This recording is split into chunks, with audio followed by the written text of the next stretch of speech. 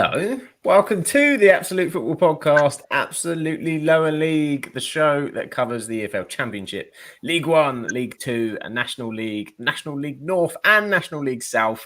We do it all, and it is the prediction show. It is indeed, as you may have already guessed. Unfortunately, I'm not Charlotte. Apologise for that straight off the bat. Char has a very important family event that she's at today, so best of luck to Charlotte. I hope she's enjoying that. So you have to deal with me, but fortunately, it's not just me. It's a wonderful selection of people as we are very much on the verge of the football season. So we'll go from the top row and across. First up, it's Rebecca's second appearance of the week. She's done Everton. It's all about Quinton Stanley today. Rebecca, how are you? I'm very good, thank you. All stressy sorted with my passport now, so... Offline. Go and tell everybody the stresses with your passport then, Rebecca. We found out I had 4 months left on it from when we get back off holiday, which was fine because where we're going only needs 3 months, but the cruise line that we're going with needs 6 months. So I'd have been refused entry of my holiday. So a trip to Liverpool is due on Monday. There we go. It'll be fine. It'll be fine. You'll be all right. When do you go away? 31st of August. Plenty of time. Yeah. At least you know it's now and not like the day before. Yeah. Exactly. It can all be sorted. It will all be sorted. And of course, not just Rebecca with us today. It's the man, which, if you've been keeping tabs on the social, has a lovely new profile picture for the Mason social team. Do check Ben's account out. How are you doing, sir? I'm all right. I would just like to point out that picture was very much not photoshopped, so it was in all its glory. So thanks to Helen Cooper, our club photographer, for taking a nice one. That was straight after a fresh trim as well, by the way, which was much needed. Otherwise, it would have had a bit of Photoshop involved. Oh yes, that'll be that one. Yes, you do look like, I must admit, you do look fantastic in that photo.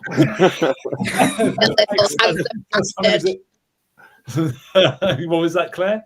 I said, you little handsome bastard. Oh, you stop it, you.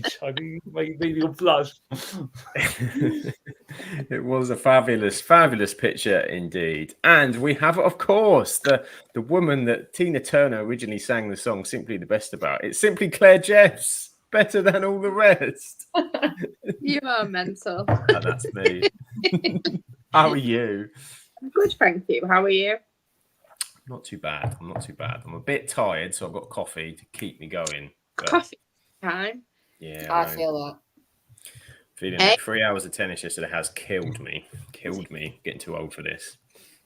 Can't wait for the football season, a new league. Woo-hoo!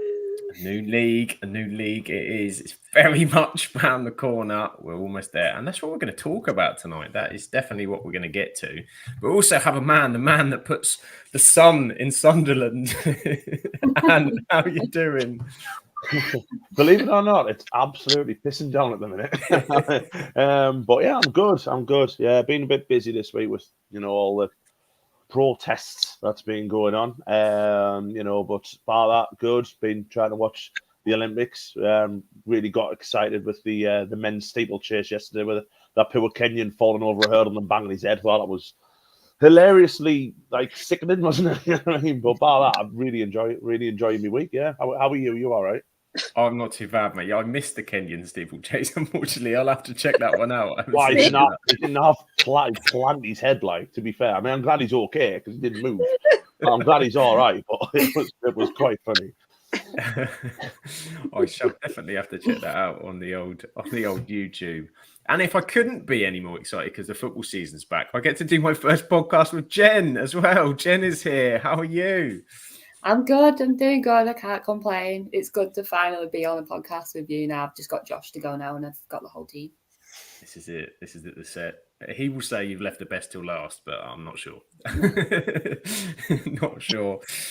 But we are here all together today because we've done our preview shows for the EFL and National League. So it's predictions and polls tonight. So there's two things. I've been a bit busy on the socials. We've done polls for every single team where their fans think that they will finish. So we're going to go through that.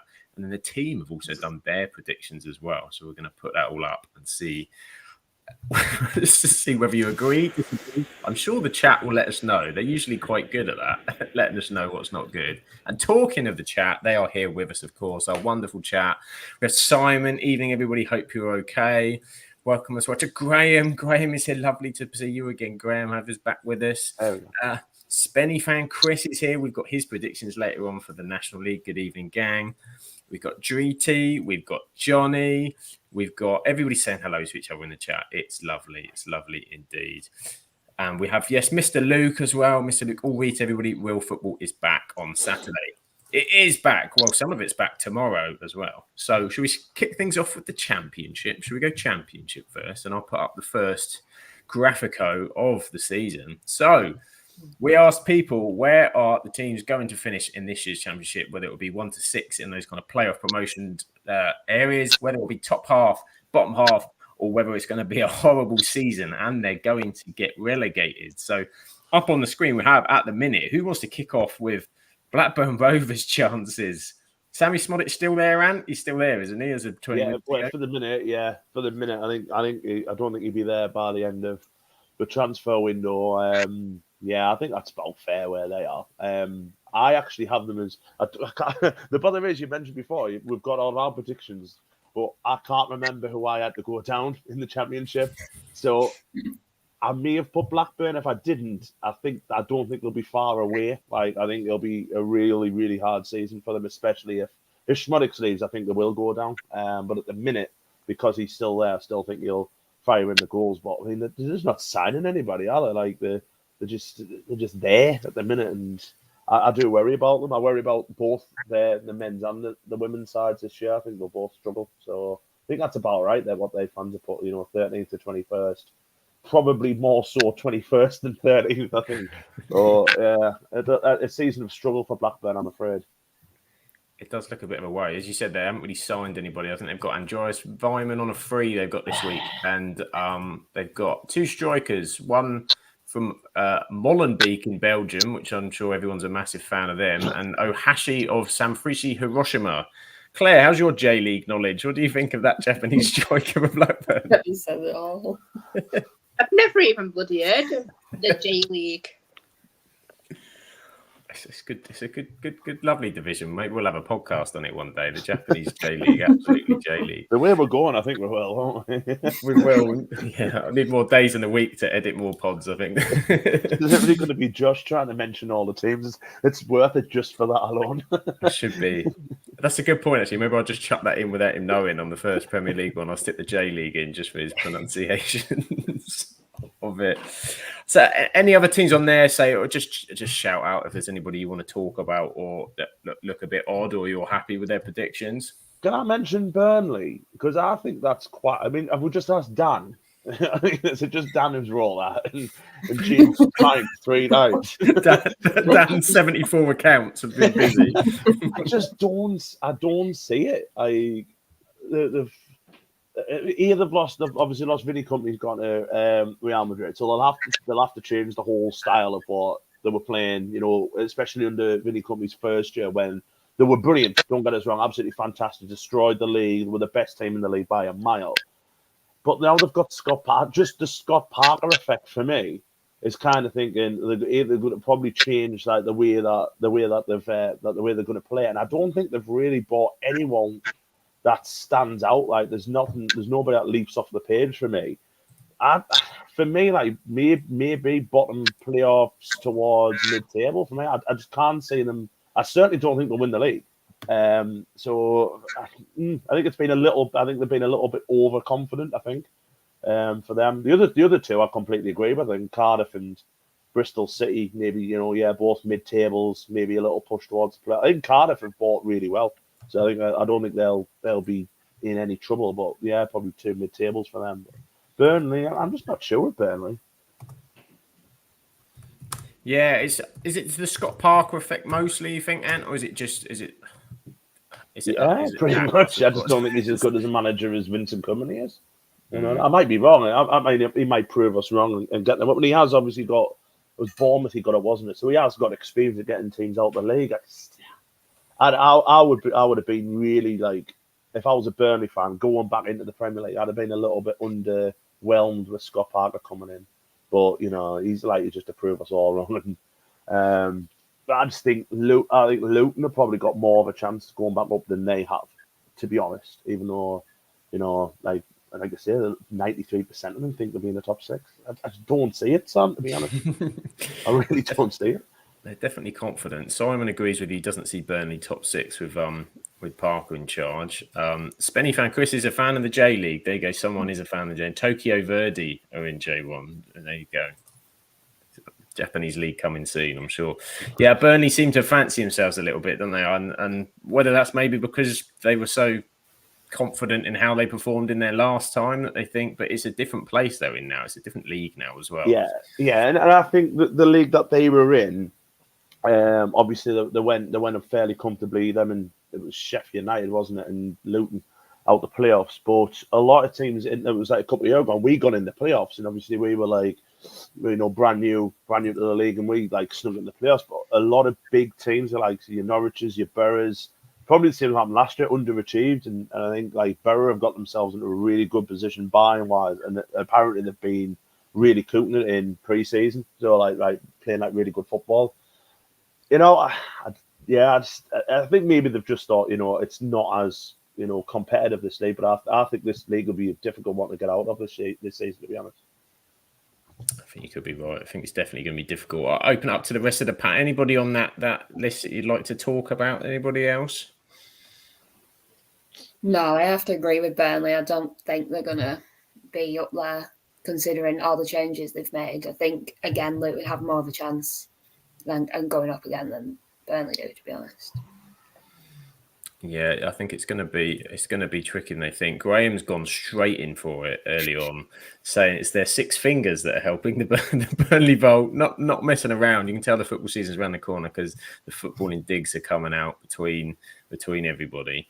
Shall we move on to the next slide and have a look at the next batch of teams, see how they're getting on and what they were predicted as? Now, Simon's already mentioned in the comments for me to be nice because he won't mention the semi-final again if it's nice things about Coventry. I will say I do have a cheeky bet, I think, on Coventry. Coventry's my outsider, I think, to go up. So I kind of agree with the 80%. And they've got, is it Thomas Asante came in this week as well? Good signing. Good sign as well. Do we see Coventry? Is this the year for the Cov? I think it could be. I mean, it's like they were there and thereabouts last year, and like the runs that they have been on, it is a very strong squad, and they have been able to keep like certain ones that were needed. And like Ellis Sims, you get him on a good scoring run, and they've got an incredible striker with that. So I do think Coventry will be pushing for it. The bother is with Coventry, they always start bad. Like, if they can get a good start this season, I totally agree with what Rebecca's saying. Like, they've got a striker there who I think will finish top scorer in the league this year. The amount of goals he put in the back end of last year, if he can, get that as a consistency from day one, I think they'll be there or thereabout. The worry I always have with Coventry is if they go on a bad run, and I believe Saturn will probably help us out here, but I believe in pre-season some of the fans have been a little bit negative regarding Robbins, and if they start badly, is like the hierarchy going to make, which would be a stupid decision in sacking him, and for me, as long as Robbins is there, they've got a chance. If they make a rash decision or whatever like that and get rid of him, then I would say no. For me, I would have them in my top 6. I don't think they'll be top 2. But I would be very surprised if they don't hit the playoffs this year, especially with who they brought in. You just mentioned Brandon Thomas Asante, and he was on fire for West Brom at times last year. And if he could make that more consistent, then they'll be there or thereabouts. To be fair, I just don't think it'll be top 2. I think it may be the last playoff place for them. They've been knocking on the door, haven't they, for the last 2 years, haven't they? Like, Mark Robbins is a man who's capable of doing it. They were a penalty shootout away from doing it a couple of years ago, weren't they? So it's not exactly like they can't perform on the big occasions. And I think the problem is, I think they had, again, Simon might be the bad, but I think they had injuries, didn't they, towards the end of the season where sort of killed their playoff chances a little bit. And I guess with the cup run as well, it probably had some sort of effect on it. But I still think they, like a bit like Ant, I'd probably say they will maybe just scrape into the playoffs, I would have thought. But then again, if they get into those players, I think there can be a real force in there. But like I said, they've just got to get off to a good start. And if they can put a run together early, that might set the tone for the season to go and finish in that top 6. Yeah, and the thing is with them as well, they haven't had any major outs this year. You know, I think we had the conversation about Callum O'Hare a couple of weeks ago, didn't we? But I don't see that as a massive loss to them.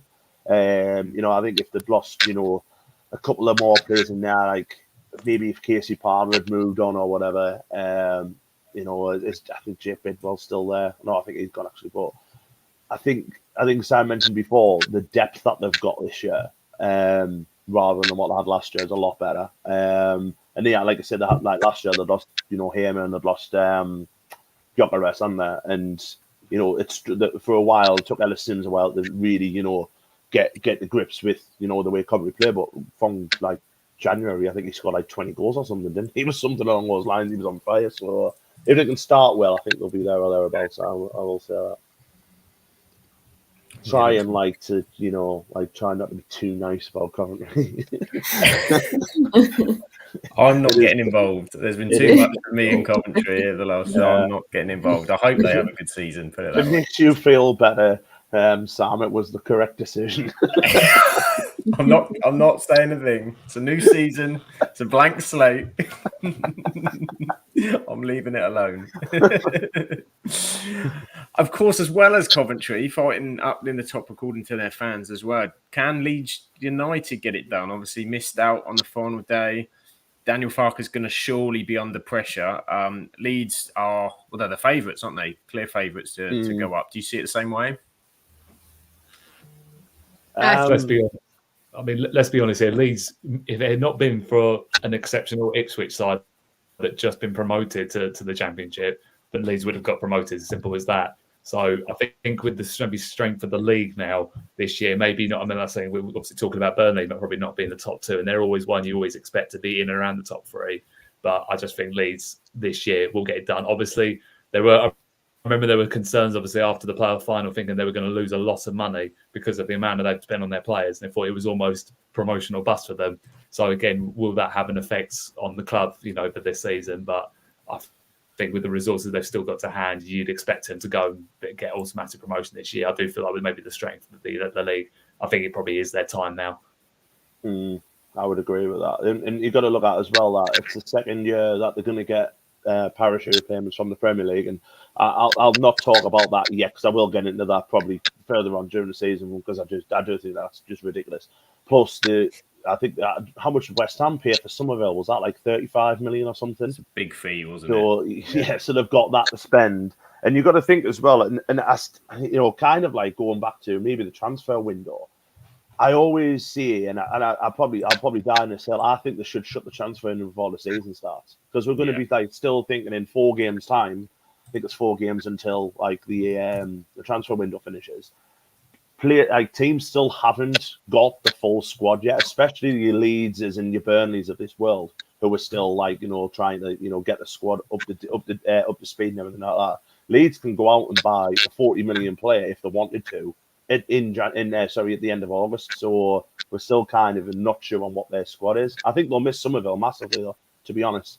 Cracking footballer, I think they'll do well at West Ham. So take him out of that side. Who's coming in to replace him? And obviously Archie Gray's left as well, who was superb towards the end of last season. So I think they're justifiably favourites, but I don't think they'll run away with it. I think, you know, if they don't make the top 6, I think that's probably the end of Daniel Farke, to be honest. But I agree with what Ben said. They were a very, very good Ipswich side away from going up. They would have gone up if Ipswich hadn't been just tremendous, to be fair. And Leeds, to be fair to Leeds, in April of last year were top and then just balled it completely from like they did the Leeds. So yeah, I think they're justifying favouritism, but I still think there's going to be other sides I'll be worried about as well as them. Yeah, the window's a good point, I think, and where it closes, because they bought in, I mean, this is in euros, but 116 million euros so far this summer, effectively for Archie Gray, Somerville, Sinistera as well, because that loan deal got turned permanent at Bournemouth, and Kamara's gone to France as well. So they're on a net of just over 100 million euros. So you've got to imagine that there's at least one, possibly two fairly large signings Leeds are going to make before the end of the window. And like I say, you had the parachute payment in, which I think's 15 million. So that's 115 million quid that they've got in turnover this year. I mean, I don't know what. Obviously, I don't know the ins and outs of finance, how much they're paying the players, this, that, and the other. But you would think that 100 million quid coming into the coffers is going to give them money to really, have a go at if it isn't really happening.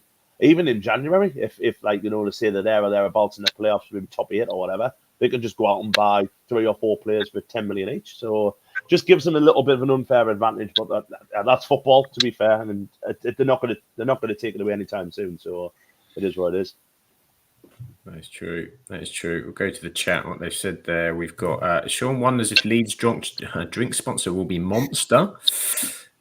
We've got Johnny saying it was 25 million plus add-ons for Somerville. Yeah. Kieran's with us in the chat. Naughty Norman is here. Hello, you lovely lot. Hello to Kieran as well in the chat there. We've also got 2 other teams there. Derby County coming up. So first of the promoted sides from League One. A lot of them thinking they're going to be battling away, possibly getting relegated. Don't seem to be sure. Someone thinks they're top 6. They fancy them to do an Ipswich as well. Probably more the bottom half, do we think? Yeah. Maybe. I don't want to say anything about Derby because someone's got to do an Ipswich, haven't they? You know what I mean? There'll be one of them 3 sides who surprised us. So, and I got it badly wrong last season, so I'm not saying nothing. Not saying nothing. I ain't saying nothing. What do you think about they've got Paul Warne in charge, haven't they? Yeah. And I think he's gone down twice with Rotherham, hasn't he, in the past? I think he's because Rotherham are the Championship League One, the yo-yos, aren't they? Yeah. And he took, that wasn't the first attempt he had at getting them up, was it? Because I think it was the second season that they went up eventually. And I think if they stopped up, that'd be fantastic for them. Just obviously keep the, it'll all be about, getting money back into the club after what had happened with them. Because obviously they were quite close to going bust, weren't they, a few years ago? Mm. And obviously Rooney had them on a shoestring, didn't he? And what he did there was superb. But just to get up there, get the television revenue that all sides are going to get this year, because we're all going to be on TV a lot more with the Sky Plus deal. So if they can just stay up, I think that'd be brilliant for them. I think that's all they should aim for. I do think they'll struggle, though. I think Graham's just put there. He wasn't impressed with them last year, so he thinks they'll struggle. I don't think they're here to impress anybody, to be honest, just as long as they do stay up. But, if they finish 4th bottom or whatever, they'll be over the moon, I think. No, I agree. I think they will be. That's going to be the goal, isn't it? And they may well they'll fancy their chances to do it with the spirit they had last season. So why not? And the final one we've got on the graphic there is Hull City as well. Seems to be, I don't know about you, I'm not too sure what's going on with them, because Rossini obviously went at the end of last season because they want a different style of play, and they brought in Tim Walter, who's managed in Germany. He was the manager of Hamburg. I don't know if that means he's McDonald's manager or whether he's but he's a newbie, another German that comes across the league. And obviously Danny Roll was the last one that came in. He was very impressive with Sheffield Wednesday. Hull City, their fans don't seem sure, I think, with that kind of mid-table finish, which tells you if they're not sure, what chance have we got? Yeah, they've lost a lot of players, haven't they? They've lost, obviously Ryan Philigine's gone back to Villa, who was their top scorer again. There's a couple more who's left as well, and the names escape us. But they brought in Liam Miller today, who was on loan at Preston last year, who I actually really wanted at Sunderland if we got rid of Jack Clark, which we haven't. But I would have loved Miller at Sunderland. I think he'd be a good signing for them. It's a little bit of a coup, but I think the 13th to 21st, I reckon, was.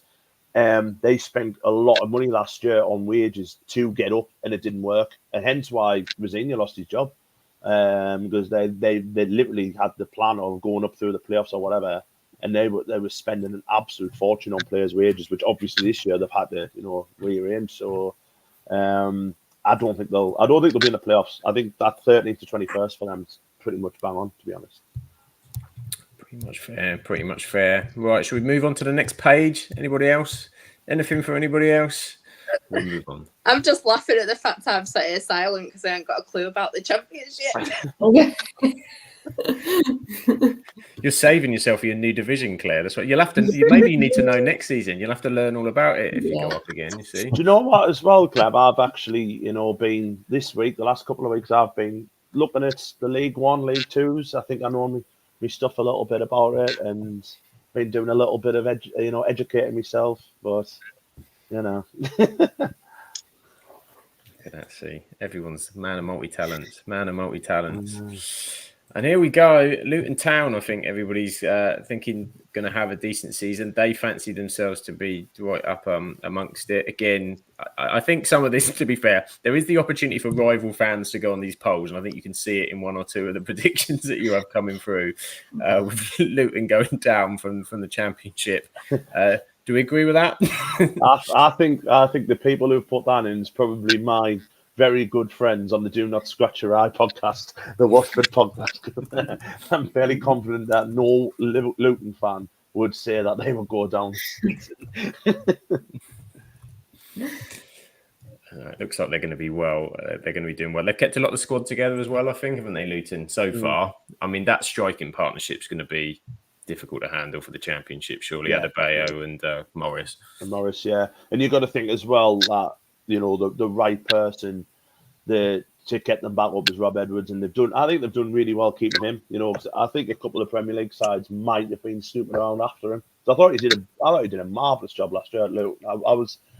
I was really gutted for them that they went down. I was gutted for him as well. You can just tell that he just lives it, doesn't he? And yeah, as Johnny's just put there, they've only lost Ross Barkley. That's it. And this is a side that nearly stopped up last year. So they'll not be far away, and they know how to get out this league. Them players know how to get out the league. So the only problem I've got with Luton is I think teams this year might be a little bit more like privy to what they did when they went up last time. So there might be basically with Luton, you've just got to beat them at Kenny. If you can get the Kenilworth Road come away with points, then Luton probably will struggle because they do struggle away from home. But we'll see what happens. I think Luton will smash it. I don't think they'll be far away. Yeah, I don't think they'll be far away. I can't remember. I think I had them as my second place, didn't I? In our predictions. I can't even remember my predictions. I do think they'll go up. I'm more confident with them than I am the other two. But you've got to think as well with Luton, a lot of their money now will be on the new stadium because they're putting a lot aside for the new stadium, aren't they? So will they want that new stadium to be in the Premier League? Will they want to play in that new stadium, in the Premier League? Probably. And for me, they're very, very well equipped to go up. So yeah, top 6, I think. Well, the thing is, though, I think they've been under different sort of pressure though this time because obviously the last time they were in this league, I think a lot of people probably wouldn't expect them to be in and around the playoffs, but now it's like now they've done it. Will there be their expectation from the fans thinking, well, hang on, we've got this squad together now, we should be going straight back up? So it's a different prospect this time for Rob Edwards because I think last year he had no pressure on him whatsoever because everyone did expect Luton to go down last year, but I think they proved so many doubters wrong that they weren't going to finish rock bottom, they weren't going to finish with a lower points tally than what Derby County did. I do think they will have a successful season, but I do think they might just be a little bit more pressured than I don't think it will be as easy as what some might think really for them. But I think league. I can't remember if I put that, but I think they're going to win the league. It wouldn't surprise me if they did, but yeah, I just think that they might have. They get a couple of iffy results to start off the season, and does that put some extra pressure on the squad? That's the thing. But I'll be interested to see how it all pans out. Whether they can just go back straight back up. I hope they do because I'd love to see them back in the Premier League again. I think they were a great asset to it last year. Yeah. The thing is with them as well, if you can stop them, again, it can also never know that, and stop giving them. If you stop giving them cheap free kicks, cheap corners, and stuff like that. When we went down there, we took like a 2-1 lead over them in the playoffs, but we automatically started giving away sloppy free kicks, giving away sloppy corners, and they scored from 2 corners. So if you can stop that against them, or you're just as good as say defending set pieces they are attacking, then you might be able to stop them. But I think all in all, the league this year, obviously we did have a close league last year, but Leicester were running away with it until they came out, like, they proper came unstuck, didn't they? But you had the Ipswich as your leads.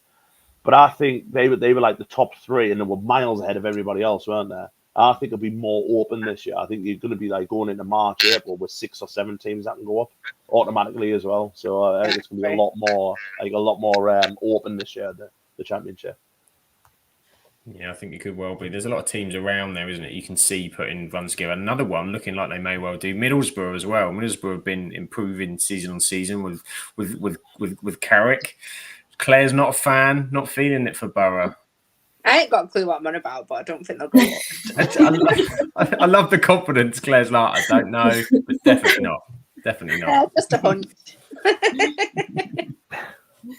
They're another one of these teams who start badly all the time, and they need to start a little bit better. But I actually think they'll go up this year. I think I've watched a couple of the pre-season games, and they've changed the style a little bit, and they look very, very good, to be fair. So, as much as it pains us to see it, being a Sunderland supporter, but I think they'll be in the playoffs. I think the 55% who said first to 6, I'd have them in the playoffs, to be honest.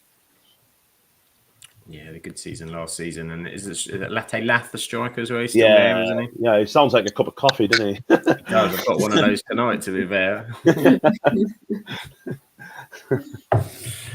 If they can keep hold of him, yeah, you'd imagine they got a shout. And obviously, I've got a soft spot for Michael Carrick, so I wouldn't be disappointed to see them do well either. Millwall, a funny one as well. Millwall, they seem to think towards sort of mid-table, bottom half. I don't know what they've done. And they had managerial issues last season, didn't they? About 17, didn't they, during the season? So yeah, that stability might be nice.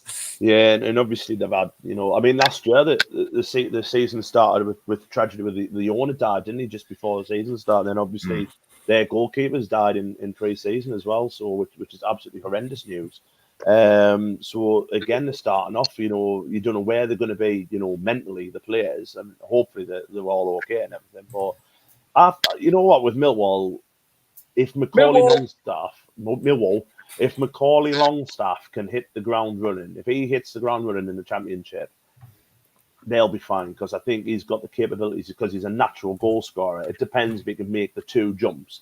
But we've seen players do it before. We mentioned a few weeks ago, Ollie Watkins has done it, Jamie Vardy's done it. There's a lot of players that have done it. And if he can, score 10, 15 goals this season, they'll be absolutely fine. So I think they'll stop up, but I don't think they'll be anywhere. Certainly, none of the fans have went not 1 to 6, not one. So you kind of know where they're going to be there, can't you? That's definitely pessimistic. And Norwich are another one that kind of are always thereabouts. They've kind of had a bit of a kind of rebuild situation going on. Last season wasn't quite as good. I know Lucas on the Premier League pod never ever wants to see them again in the Premier League, so he'll be quite happy if they're mid-table. It's an easy 6 points for Arsenal, isn't it? It's true. Yeah. Thing is with Norwich, the one of these sides who's just not good enough for the Premier League, but sometimes when they hit it right, they're too good for the Championship. But the last couple of years, I've just seen a steady decline in them, and I don't know in Norwich, and the problem is no one in any of the punditries or anything like that. No one's talking Norwich, and I think that's probably what will happen this year, where it'll just be one of those things where they'll either pass everyone by and be like the underdogs and come out of nowhere, or they'll be rightfully so that no one's talking about them because they just haven't done it.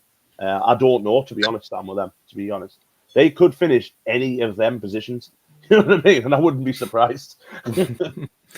It's all possible. It's all possible. And talking about things that are possible, dialing in from the wedding venue. It's the very own. It's the hostess of the mostess. Shah is at the wedding venue. Hopes we all have a great night. And Rochdale are pissing the league. We all know this already. We all know. Everyone, I'm sure, in the National League has got Rochdale going up. I'm sure, haven't they, Ben? They've definitely got Rochdale going up in their National League predictions. What are you looking at me for?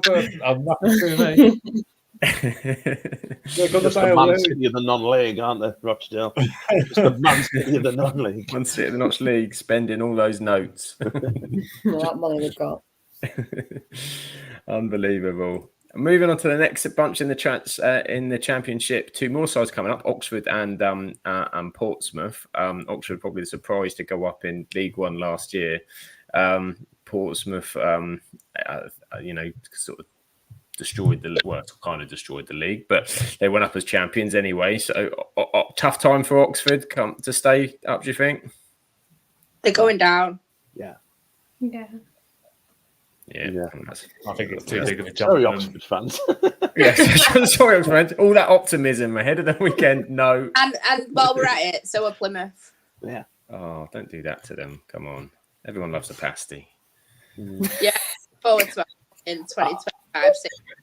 I've got to be honest about Plymouth, and I'm amazed no one's come in for Morgan Whittaker yet. I'm so surprised the amount of goals he got last year.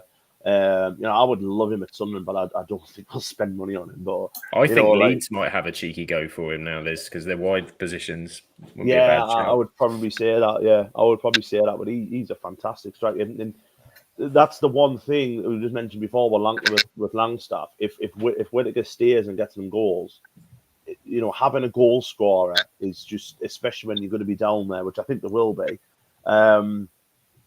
It's imperative, and it's priceless, to be honest, just having that player there. I think I'd put them to go down, but I wouldn't be shocked if they do stop up just because of Morgan Whittaker. And I also think as well, I know it got mentioned a couple of weeks ago as well, Rooney's going to get a good opportunity at Plymouth, I think. I don't think they'll sack him after 3 months or whatever. I don't think he's not been jettisoned in because of his name, like what he was at Birmingham. And he was just on a high to nothing from when he started there, and he didn't really do a good job either. Hold on a minute. I'm sorry. I have to ask about this. If he's not being recruited by his name, why is he being recruited when he's never had success in the Championship? I think they've recruited him because of the job he did at Derby on the low shoestring kind of budget thing, and he can work well with young players. I think that's probably why they've done it for. I don't know. I just think he'll get the season. I don't think they'll sack him. Even if they're near the bottom, because I think that's what they're expecting, to be near the bottom. I think they'll probably give him the year, and I think they'll give him enough time to maybe turn it around a little bit, rather than what was happening at Birmingham. It shouldn't have happened to Birmingham, shouldn't it? You know what I mean? There was no real reason that managerial decision should have been made, because they were in the top six, and just got made because he was friends with the owner, isn't it? But with this, I think it's a different. It's a clean slate for him, but it's also his last chance to manage anywhere. To be honest, if he gets this wrong, I don't think anyone will recruit him ever again. To be honest, I think he'll probably have to, go into Punjabi or something like that, because I don't think there'll be nobody wanting him, will there? No, definitely not a Championship level, and I can't see him sort of. And then even further down, they're going to have questions, aren't they? Because America wasn't a success for him either, and he's going to have the pull. You think with some to bring some players in, and as you say, it's kind of a Plymouth are probably looking at they're up against it. So it's a tough gig, I think, for both of them, because Plymouth look, as you say, if they lose Morgan Whittaker, that would be a huge blow for them as well.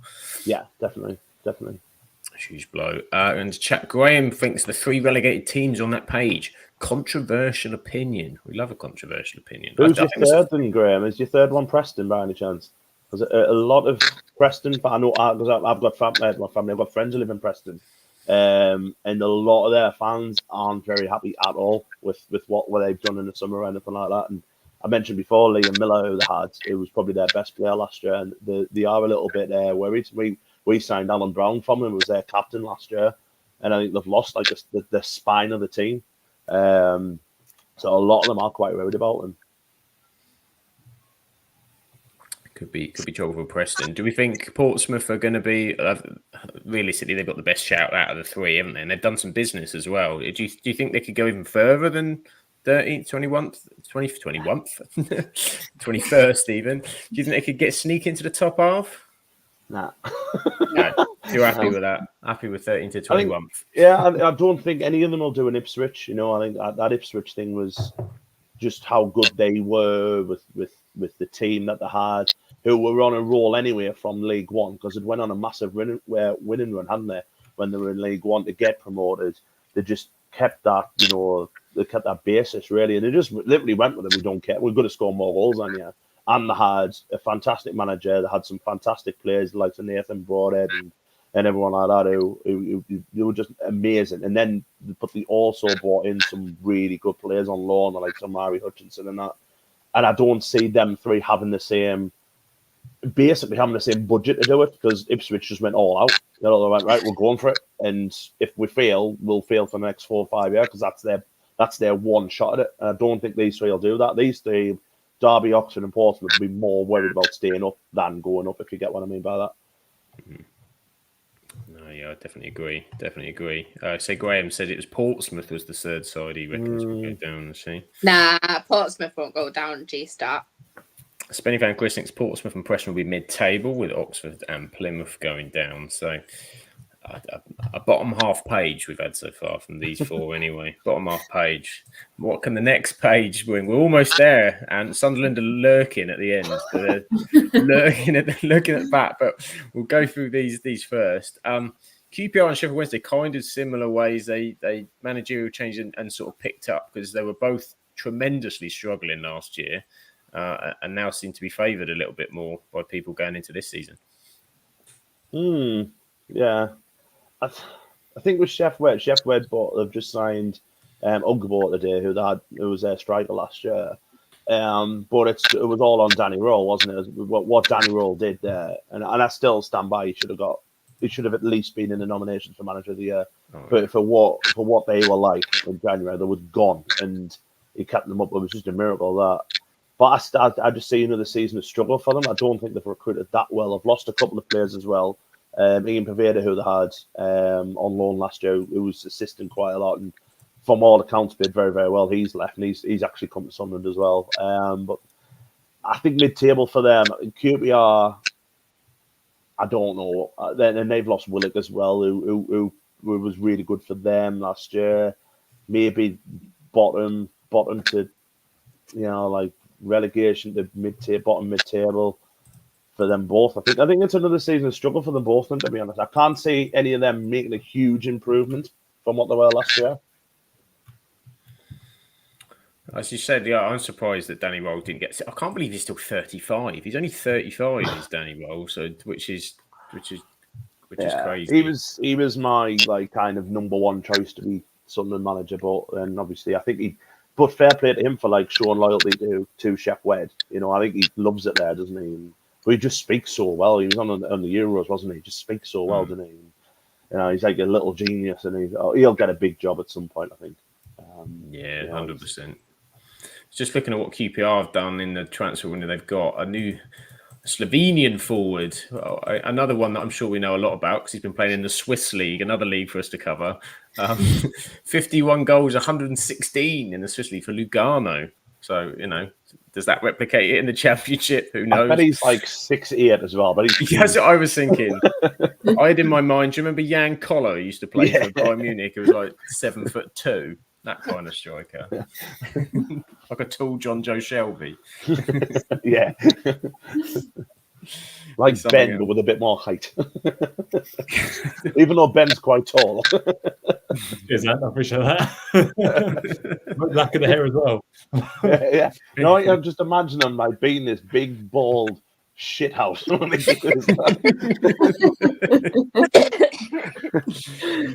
Watch his first game, he'd be about knee high.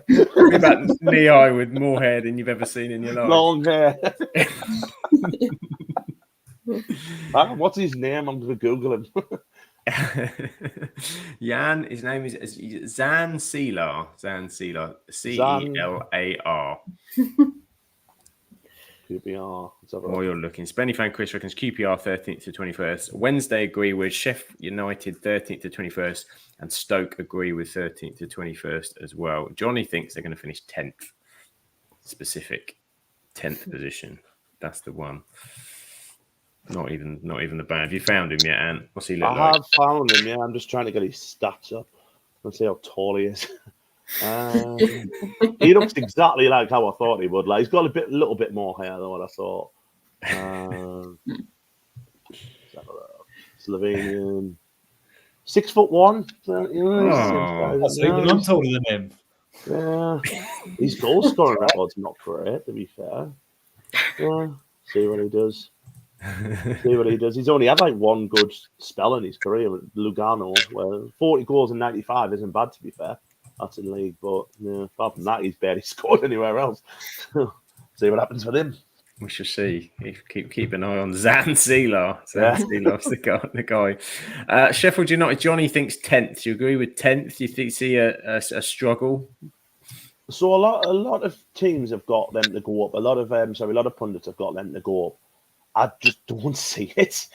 Again, it's the same with Burnley, where I'm struggling to think of a real identity for them this year. And I know Chris Wilder again is one of these ones who's got a massive experience to get him out of this league. But are you going to be thinking the Sheffield United fan, is that like a really exciting appointment? I know they love him and all that, but it's just a bit meh for me with them. And I know that they're all, and they have been giving Coventry fans like loads of abuse about Callum O'Hare and stuff like that. And I just, again, with Callum, I mentioned it again 2 weeks ago that if I don't see Callum O'Hare staying fit for 6 months of the season, so if he does, and that's fair enough, and he'll cause a lot of trouble. But haven't they lost that striker to Newcastle today as well? The young striker.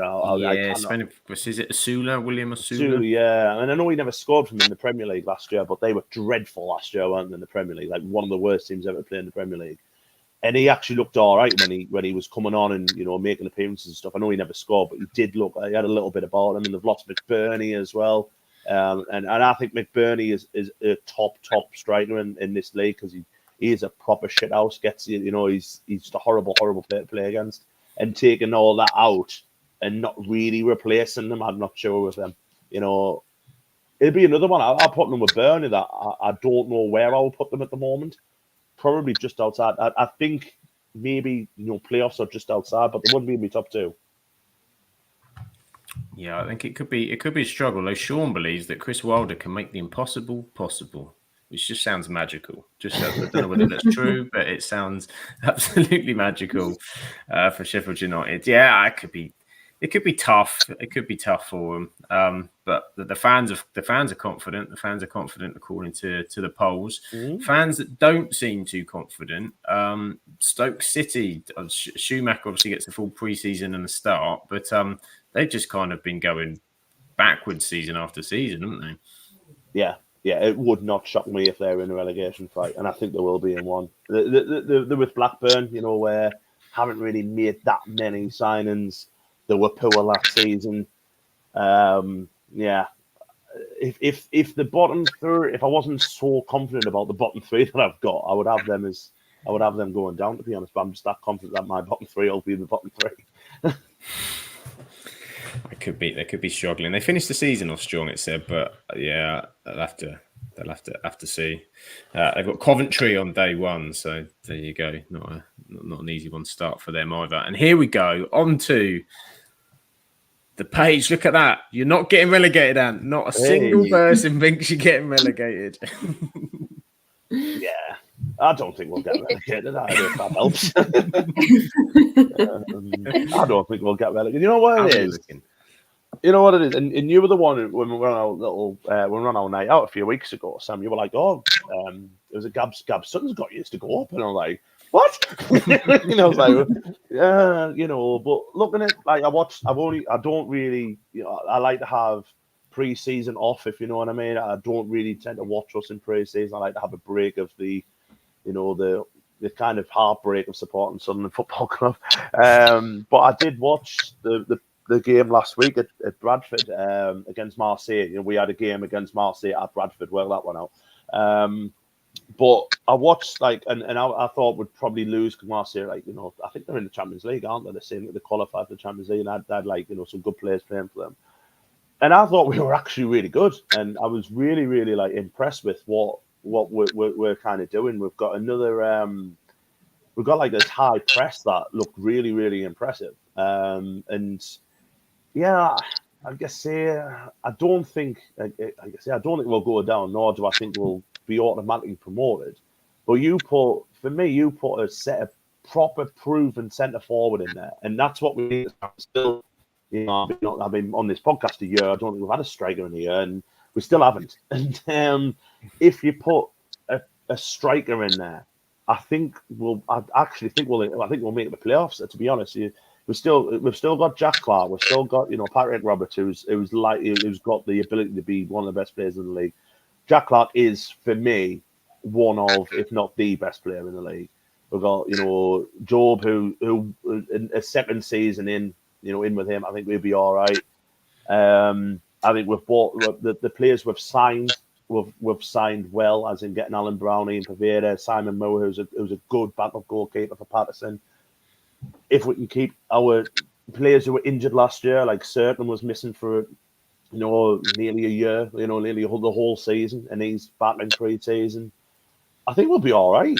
So, and then obviously, we've got to start well. We've got Cardiff first game, then Sheffield Wednesday at home, then Burnley at home, which it isn't the easiest of starts, but it's also not the hardest of starts. I think we'll be all right. So, yeah, I think I would have personally put, I think I did in the poll, I think I put 7th to 12th. So I think at the minute, I would say anywhere from 7th to 14th, I'd be happy with, as long as it's better than last year. But then I'm thinking if you put a centre forward in there with what we've got already, I don't think there's 6 better teams than us on paper, So, yeah, I don't know. I think it will either make the playoffs and be one of those teams that no one's expecting to hit the playoffs and just come with a run at the end. But I say that no one's expecting us. We mentioned Gab something before. I think not the top 20 podcast has got us in the playoffs, and there's another podcast that have got us just outside of the playoffs. So a lot of pundits are more confident than me at the minute, but we'll see where we are. To be honest, I think it'll be one of those ones where you actually look and go, we'll be all right. To be fair, so. Yeah. Okay. And I suppose new manager as well. You're going to be waiting to see kind of what happens with. Is it pronounced Lebris or Lebris? Because I prefer Lebris. Well, I'm calling him Lebris because he's French. Yeah, that's what I've been going with. I heard someone call him Lebris somewhere. I was like, well, I hope not, because Regis Lebris sounds so much better than. Regis Lebris sounds more exotic, doesn't it? So yeah, I'm calling him that. I mean, the only issue is we've got with the backroom stuff. We don't know who his assistant manager is yet, because apparently they were interviewing people 3 weeks ago, and it still hasn't been announced. And the season starts in 2 days, so carry on with that. But I think with the club as well, and obviously last year we're a little bit, kind of what's going on with, especially when Tony Mowbray got sacked and stuff, and it ended up that we had a really, really bad season, and we did, after the whole Mick Beale palaver, and after then the players give up, towards the end of the season. We had a lot of injuries, especially at the back. And I think the fans were just like, and it might have been a season of struggle, but what they've done behind the scenes with, signing Dan Neil down to Chris Rigg down to a contract, signing Dan Ballard down to a contract, getting all that out of the way, getting some business done very, very early, getting the kits manufacturers with Hummel and getting both of those kits absolutely bang on, with the strips and stuff. I mean, they've sold a season and a half's worth of strips in 3 weeks. I still haven't got one yet. You know what I mean? And you know how much I love my football strips. I haven't been able to get one.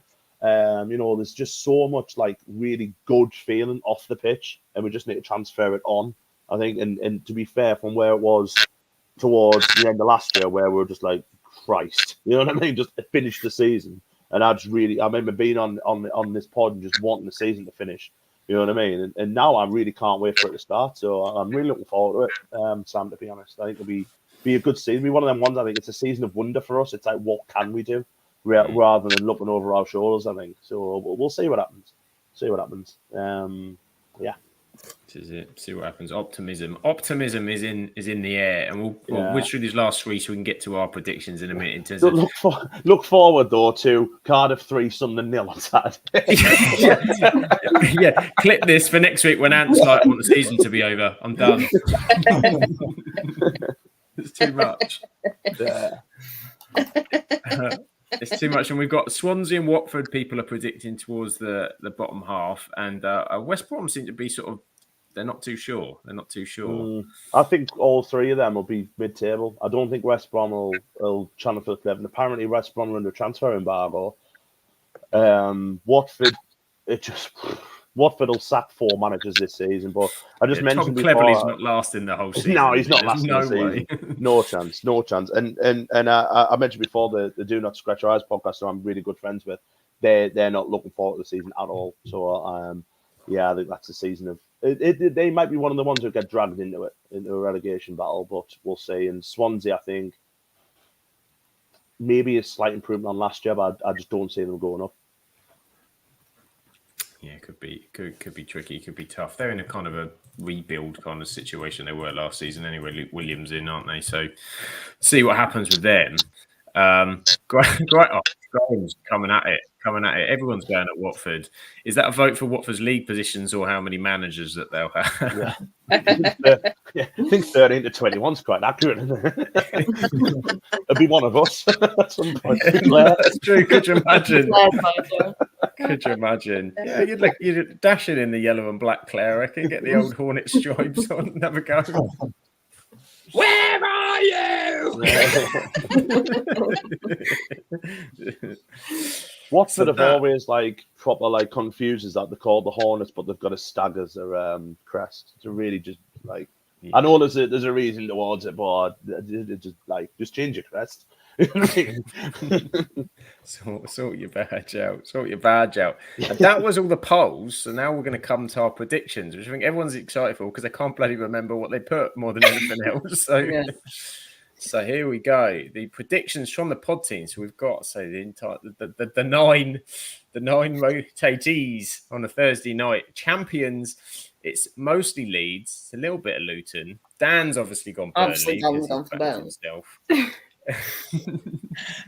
And Dan was basically the one who pretty much put all of the Burnley being 93% at the top, and it was clearly him. To be honest, I looked at some of Uncle Nick's predictions and thought, "Oh, blimey, you can tell he's not very well." I did. Yeah, I have looked at it. League One in particular is quite interesting, but bless him. We love Nick. Love it. He's gone for Norwich. So there we go. So Rebecca, we'll let you have it because we're not everything in that little while with the Championship. You've gone for Leeds. Why do you think Leeds over Luton or anybody else? I just feel as though they've had their time in the Championship now, and it's just, I think they'll just, I don't know. I really don't. It was just I looked at the league and thought, yeah, we'll go for Leeds. Now I do think they've had their time in Championships. I do think that they've got a good chance, and they have lost quite a few players, but I mean, if you can get Patrick Bamford in an uninjured season, then you've got a good striker there to be able to then get the goal. So it's one of them. It's the players that they have been able to keep and pre-season with and everything. As long as you can keep them fit, they do have a very strong team. So I do think they're going to be up there. It sounds a good shout. So I think as kind of expected there. Promoted, what's everybody gone for who's going to be promoted? And it's kind of the reverse. If you went with Leeds, you went with Luton. If you went with Luton, you went with Leeds. Danny's got Middlesbrough in the conversation. He thinks Middlesbrough will come into second. Kieran's got Norwich into second. And Nick's gone for Coventry. So Nick's back in you, Simon, with it. Jen, you've gone Leeds and Luton as well in that kind of top two. Is it who'd be your third dark horse to maybe sneak in there if it's not those two? Oh, it's hard to say, but I'd probably say Coventry. I think they've got a very, very good team, and they played very well last season. That they could, if they don't get promoted straight away, I think they will make the playoffs. There you go. They've got a thing. And Kieran's given his explanation because they're good, isn't it? Is apparently the reason why Norwich might do the business.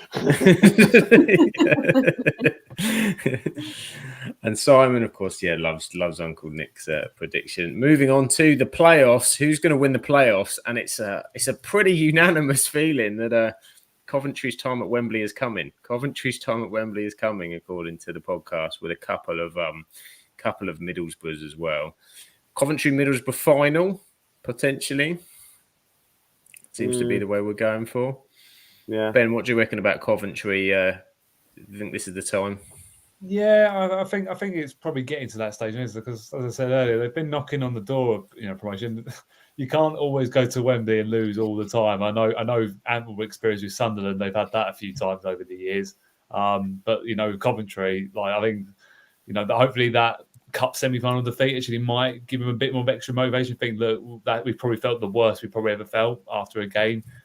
So and even obviously the playoff final against Luton. So I think at some point their luck's got to change, hasn't it? So yeah, I think it's hard to argue with Coventry going on to win the playoffs. So I would probably agree with that. There you go. Start practicing your penalties. Start practicing your penalties this time around. You might be the season, and of course relegation as well. We have to consider, which I've had to sneak in. So we've gone for some smaller text in there. Yeah. Teams everywhere. Ant's gone Oxford, Plymouth, and Stoke. Charles Oxford, Plymouth, and Cardiff. Claire's Plymouth, Oxford, and Cardiff. Dan's got Blackburn to go down. Danny's not a fan of Stoke down. Jen's gone Derby as well to go down. Kieran, Plymouth, Blackburn, and Oxford. There's a common theme of Oxford. I can certainly see all the way through. And Nick and Rebecca think Millwall. Rebecca, you've had enough of them. Have you? Time to go down for Millwall. Yeah. I was going between them and Blackburn, but I couldn't because I wouldn't have heard the end of it off my brother. Fair. Yeah. A lot of us are poor Oxford. I know. There's only Jen who hasn't gone Oxford. Oh no, Jen's went Oxford. Everyone's gone Oxford. We all went Oxford. Everyone's gone Oxford. It's an absolute sweep for Oxford, unfortunately. Maybe they'll surprise us. Well, I was looking to go into League One, and I think she's maybe back just in time for the grand. You almost missed League One there. Oh. She's back. We're just about to go into League One, and we thought we need you. I can't even believe it. My iPad died on charge. How does that even happen? Yeah, let's do League One. Let's do League One. Well, I think I'm getting feedback off you, Claire, but we'll carry. Is that better? No. Yeah, I can't hear us there. Perfect. All good. Well, it looks like Birmingham are HMS pissed the league because they've spent about 40 million in League One by the looks of it, haven't they? Yeah, their transfer window has just been absolutely insane. I can't look past them for winning the league. I can't. Have you seen that they've put a 10 million bid in for Jay Stansfield? 10 million in League One. The only thing that might let them down is with that amount of new players, like even though they've got quality, sometimes it can take a little while to gel. And you can just see like teams are going to go there and it'll be like they're playing pantomime villain and, trying to shithouse the ways to a win, really. Yeah. I remember when we were in League One, and obviously we got relegated. It's kind of the same kind of thing in Birmingham with being like, a big club in that league. And a lot of teams came to the Stadium of Light and it was their cup final, both games, and I can say that's the only thing I think can stop them. It was like that for us in the conference not mostly. It's having to find that extra bit of, a little bit of, because you're going to get kicked as well in League One.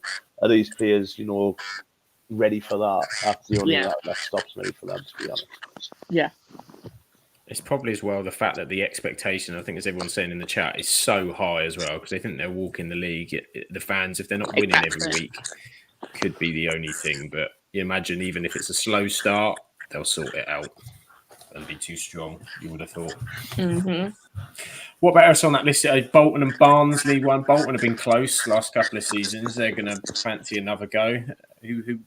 No one worries you, Claire. I know no one worries you going up, but who out of them are you thinking could be a tasty game? Both of them, to be fair. I think Bolton, it's quite a local game. So I don't think we'll take 5,000 like we did the last time we played there in the FA Cup. But again, like it was one of those like at that time we were in the conference. So it's just, I mean, obviously I know I'm absolutely buzzing to be in League One, but in my head I'm like, oh my God, like, we're actually League One now. We're not in the conference anymore. Like, we're actually pretty good. And as long as, like, we go and just give a good account of ourselves, I don't really care if we get beat. But I think Bolton and Barnsley should really both be up there. Both have been strong the last few years, haven't they? I wouldn't say I'm really worried. I'd probably be worried about Birmingham. But meh. If you want to keep progressing, you've got to beat these teams. I actually think Blackpool will be very, very close. They've signed, like, they've got a couple of good strikers. Obviously, they've got Jordan Rhodes in on a permanent deal, and they've got Ashley Fletcher from Watford. And then today they've signed Elliot Empton from Sunderland, who on his day can be one of the best players in League One. You know, he got us out of it was his goal that got us out of the out of that league. Hey, what's that?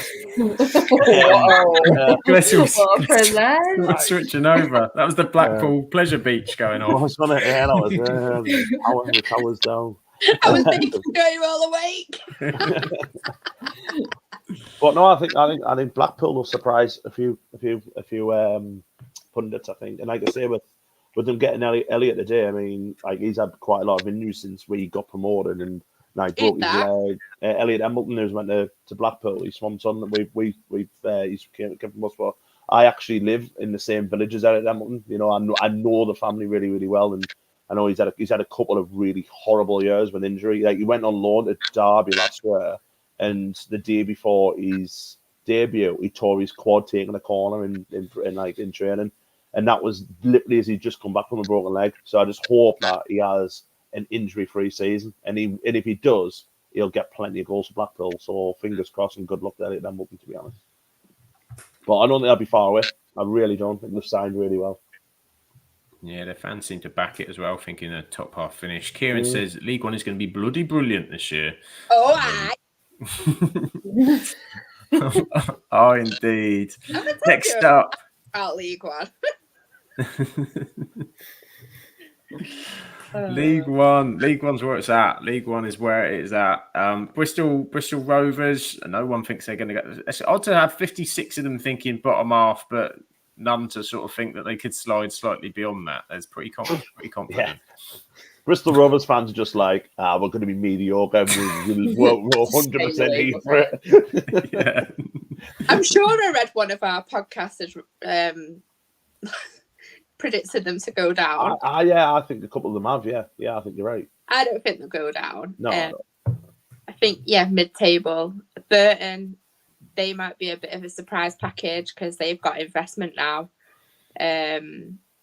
So I think they'll do better than they did this season just gone. Cambridge, I think, will go down, and Charlton, I think the fans are on crack if they think they're getting top 6.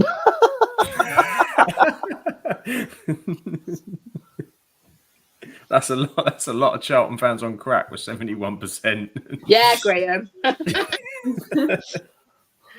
Leading the charge. Leading the charge for Charlton. We've got some, go to the chat as well. So we got, look at the Josh has appeared. Look at those wonderful people. What a team. Wowzers to Josh. So he says, although Ben certainly looks like someone that would pass out on your sofa. You know it, Josh. You know it. Only your sofa. Only your sofa. Hello to Grimmy as well. Welcome to him as well. We've got Sean says Bristol Rovers are not allowed to finish above us, and Kieran says I put Bristol down because I don't like them. No other reason. Okay, fair enough. And this is it. Everyone has seen their predictions because I did ask everyone to send them to me separately, but just like my kids over the summer holidays, nobody listened and shoved them all in a group chat. So everybody has seen each other's predictions already. Again, Sam, though, if it makes you feel any better, I've forgotten the vast majority of mine. Yeah, I've forgotten those. That's true. If I did it early enough, everyone would forget. Should we move to the next slide, Claire? Let's see who else you've got to face. These lovely teams you've got to play this year. Crawley going down. Crawley again. Crawley. Oh, let's play Crawley. Crawley have lost most of the best players as well, and actually not replaced them with better players. So no. They're asset stripping at the minute, aren't they? So I heard there's a very dodgy. We've got their number one keeper. from last season. I've always rated him when we played him, so I'm happy about it, but sad about it at the same time. Funny enough for Crawley, though, I think, do you remember last season, Ant, when we did this? Their fans there was like 90% to get relegated or something last season. Yeah. And then they got themselves promoted. So because they stayed up on the final day of the season before. So for them to have done as well as they did without actually spending a shit ton of money, without like a massive amount of support, it was just like, that is an underdog story, really. Yeah, they did well. They did well to make it. And 2% of them think this is going to happen again. So there they go. Yeah, good luck to them. That 2%, there's a wonderful mental health hospital near where I live. Jesus, Anne. They've got no chance. They've got no chance of going up there. It is a giant step up for them. Like, everyone knows the difference between League Two and League One, and I think like some of the players they have brought in may well struggle at that level. They have put probably a little bit of gambling as well, because I mean they brought in one of our strikers we had last year, Mo Fowl, and obviously he's a bagsman at a non-league level, but at League One he's sort of untried. He had a little bit of time at Bolton, but going into Crawley, he's had a few years away from the Football League. I just don't see him getting the goals. I really hope he does. He's a good good mate and everything like that. But I think that it might just be one big step too far, maybe for Scott Lindsay. But you never know. Like I say, everyone predicted him to go down last year. So what's to say they might not maybe be one of the surprise packages? You just don't know, do you? Nah. No. I almost got swept in then, but nah. You were very convincing, Ben. I was about to go, yeah, but Claire got in there first. This is true. Mr. Luke said EFL's greatest underdog story is the Crawley Town way. It'd be impressive if they could do it again. Another team looked like that they fancy themselves bottom half. Exeter, another one. They're further down than what most people predict, I reckon. The 21 to 24 slot will include Exeter. We'll include Exeter. You're one of the 13% then. Lucky for some. That's my lucky number. There you go.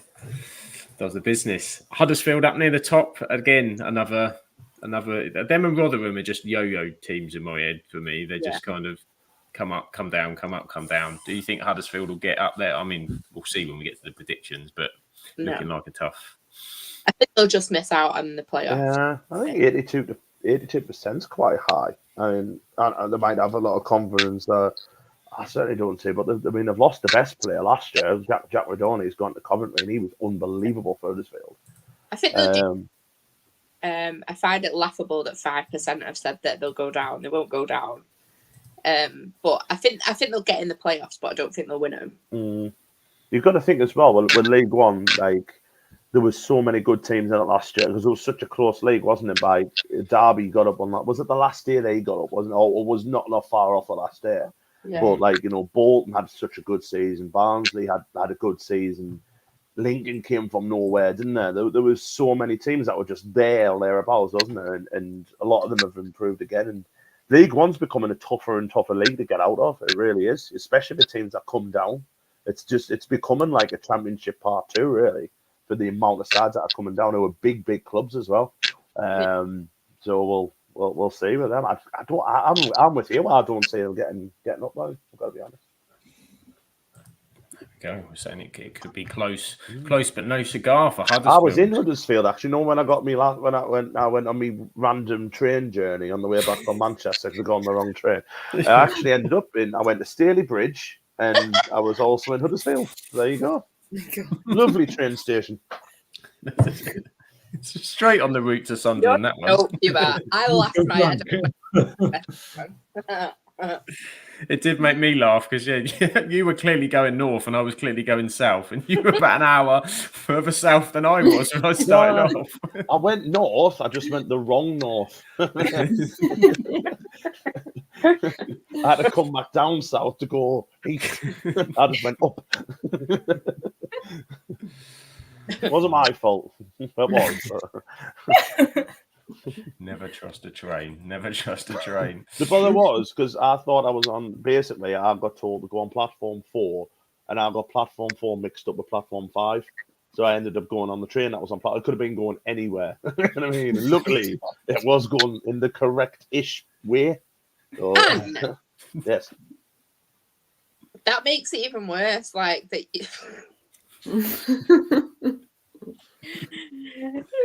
I mean, I was very home. I mean, me and Ben never got home until 3 o'clock in the morning. You know. No. Oh my I god! did not know that. We were out till late, weren't we? Did you stay at karaoke? Karaoke place? Yeah. Yeah. Till 3 in the morning. Yeah, about that. Yeah. I think so. Yeah. It's about then, I think. You're Yeah. on the time of our lives, Claire. You missed out there. You did. You missed I out. was comatose as soon as I got home, mate. We had just chips with curry sauce and Percy pigs to finish the night off as well. So. You did? We did. Did you? Yeah. Oh, I came home to a packet of crisps. That's it. Oh, we had a pizza, but Ben only had one slice of his, and then Yeah, I I did. Yeah, I wasn't feeling it. slice the next morning and nearly threw up. Threw up? I nearly did. The smell. Oh God, the smell. Fun days. So, anyway, Huddersfield's got a fan. Anyway, Leighton Orient. Leighton Orient. Richie Wellens in charge. 13 to 20, I reckon, is probably the most accurate. Yeah, where did they finish last season, Leighton Orient? Let's have a little look. They were 11th last season, top half finish. They made a good run, didn't they? Like between January and March, and then tailed off a little bit. Yeah. I like Leighton Orient. Leighton Orient's one of them teams you just can't not like. They're just there all the time. They're just and they were another team who like nearly went out of business, didn't they? A couple of years ago, they got relegated to the conference, and you know they've got themselves back to they've done like a Stockport or whatever and got themselves back there. A league where they feel that they can perform in. You know? I've always liked them for some reason. You know what? We had a really good away experience there, and it was really, really funny because it was when they got promoted from the conference, and there was still a possibility that we could win automatic promotion, and we beat them 3-0, but the players were clearly on the piss. Like they were all bladdered. They couldn't walk straight or anything. It was so funny. They were getting the trophy presented that day. It was like the final game, home game, and it was just dead funny. Just one of them that. It was just funny. Their fans were singing, "We're going up as champions. Who the fuck are you?" Which was funny at the time because it was like we hadn't heard that song before, but now everyone's like, "We're off in Stockport. Who the fuck are you?" Deadest song going. But yeah, it's good on that day. It's good. There you go. They out in Leighton Orient. Maybe that'll be the next one on the wheel of trips. Leighton Orient, maybe. No, who did we get? We had Reading and Preston. Yeah. Absolute football podcast trips out. This is it. Tours around the country. And elsewhere in League One, we have Lincoln, Mansfield, Northampton, and Peterborough. Of course, Danny of Northampton not with us today, but they're not fancying a decent season at Northampton. No, I think they've improved a bit though. They have signed well, haven't they? Yeah, so I'm surprised that 26% see them going down when they've improved on last season. I don't think they'll go down. Yeah, 60% is quite a lot for them to think that. I forgot Mansfield went up. People forgot about it. Snuck their way in. Yeah, what are you doing? What were you doing up there? I've been doing my own work on League One. I just forgot they were there.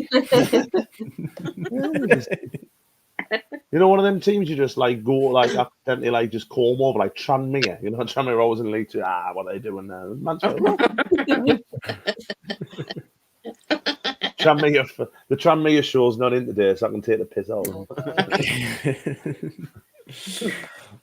So Northampton there, Mansfield, they reckon 60% as well towards the back end of the division. We've got Lincoln and Peterborough both think they're going to be up there. I mean, I think Lincoln will be, kind of, yeah. Lincoln, Yeah. definitely.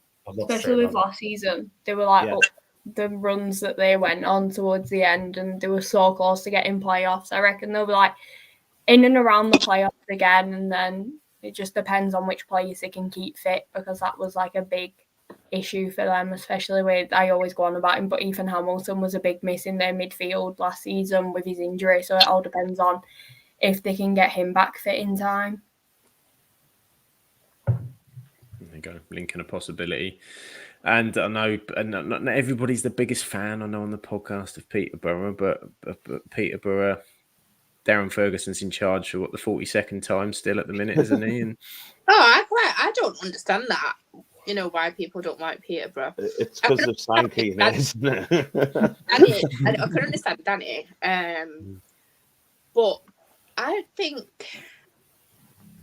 I don't know, I quite like him. I like the way that they invest in younger players and lower league players and try and give, highly rated players a chance. I think more clubs should do that. It's probably a more sustainable way of doing things. Obviously, it's not always going to work out, but it will sometimes. So I quite respect that. Fair dues, just not a particular signing they've made. I know has not pleased certain individual. On I don't know who you're talking about. I don't know. Keane Hayes has signed for them. Oh, was it? Mm-hmm. I quite like Peterborough. She said, taking players from lower divisions. Charles going to kill you. Simon says Peterborough are their feeder club. Did you just say Peterborough there? Did you just say Peterborough? Peterborough are Peterborough. I thought you said Peterborough. Peterborough. It's possible. It's been a long day. It's possible I could have said that and not even realised. I wouldn't put anything past it. It's almost 10 o'clock. All hell could break loose. Talking of all hell breaking loose, what's going on at Reading? I think the 2% is quite low considering everything that's going on. I think you have to consider as well, though, last season they had quite a lot of deductions of points. So I think for him to still be going and the starting the season without any deductions, I just think they can get rid of their owner and move forward as a club. But I don't think they'll finish above 12th, if I'm being honest. I don't think they'll have anywhere near as well. Hopefully, they don't have any near as the toils and tribulations of what happened last year. But you just don't know with them, do you? You know what I mean? Yeah. Is it all sorted for them? Where are they takeover wise and with everything? It's still not gone through. It's still waiting for it to go through, as far as I'm aware. Okay. So hopefully they can stabilise and not have any points deductions and any of that nonsense either. See what happens. I know if they can, the women's team, Ant, and I see that is they moved out to move down divisions, didn't they, or something like that? They've dropped 3 divisions. They've gone from the Championship into I think it's like the Southern something or other league.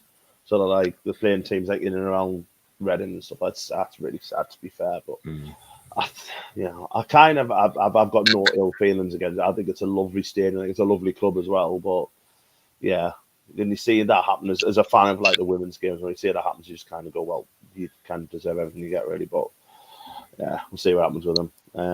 But I don't think they'll go down. But it is just sad the way. Hopefully that if they do get a takeover and the women's team can find a way back up, then they can get, because that's happened before. It's happened to Doncaster Bell, it's happened to Sunderland as well, where the owners have just lost completely. Just went, well, we need to save some money, so we'll get rid of the women's team. It becomes an easy kind of thing to do. But we'll see what happens. Hopefully they can get themselves back and get the women's team back where they belong as well. To be fair.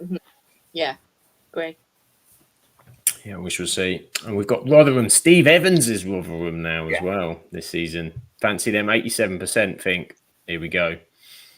if it wasn't for Birmingham being as, what Birmingham have done, they'd be my favourites to go up Rotherham. And I still think Rotherham would be close, to be honest.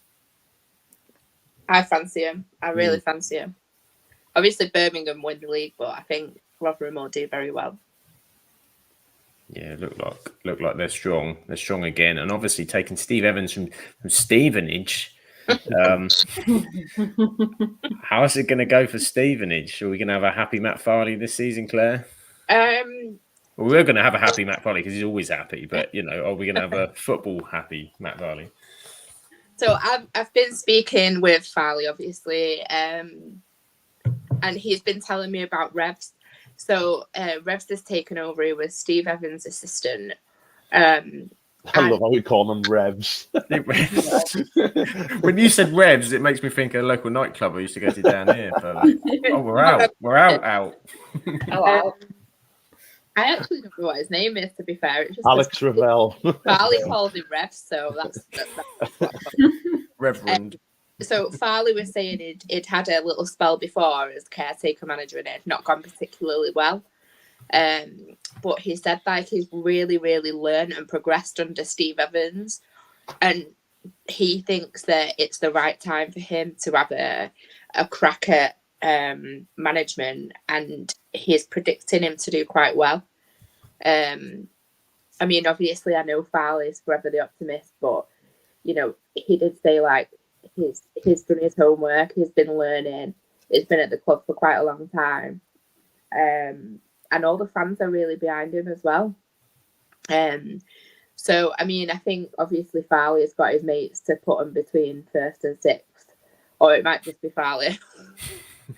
I don't think they'll be finishing in the top 6, but I think they'll do all right. It's they were on probably a little bit of just on a bit of a roll last season because they'd done so well to get promoted when Steve Evans had done such a good job. You've got to give him that. And they just kind of carried on with that winning mentality. So it's whether they can still continue that into this season. I think they'll be all right. I don't think they'll finish near the playoffs. I think it'd be mid to lower mid-table, but I think they'll do all right. Yeah, I fair to say they overachieved last season what they would have expected as well. So 100%.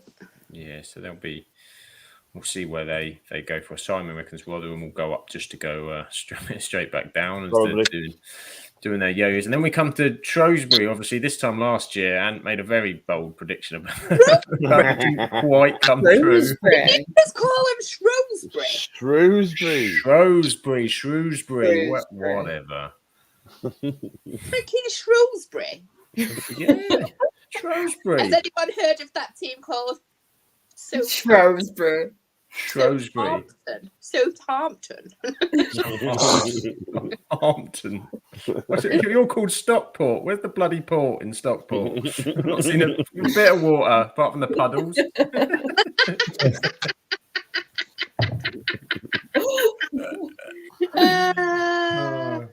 Classic. Go on then.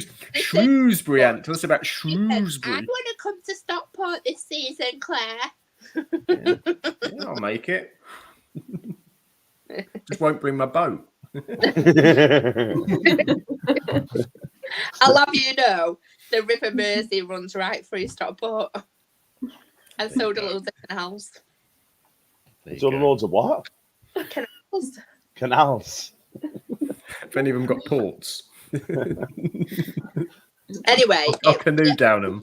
It actually derived from Stokeport, which is a hamlet in a marketplace, if you must know.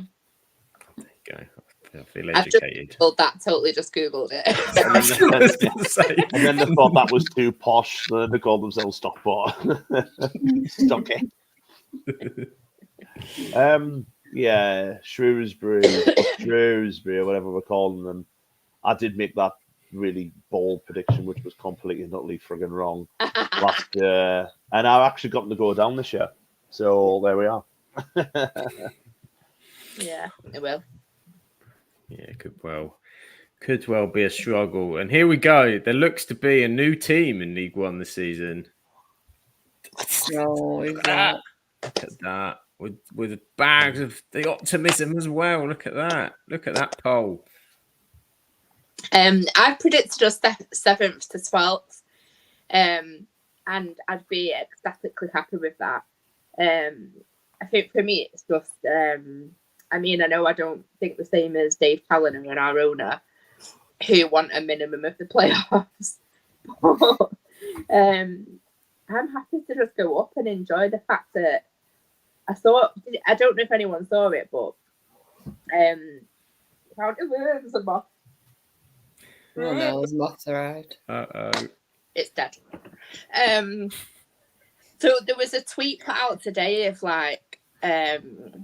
where teams were 10 years ago, and you've got loads in the Championship, 8 in the Championship, 6 in League One,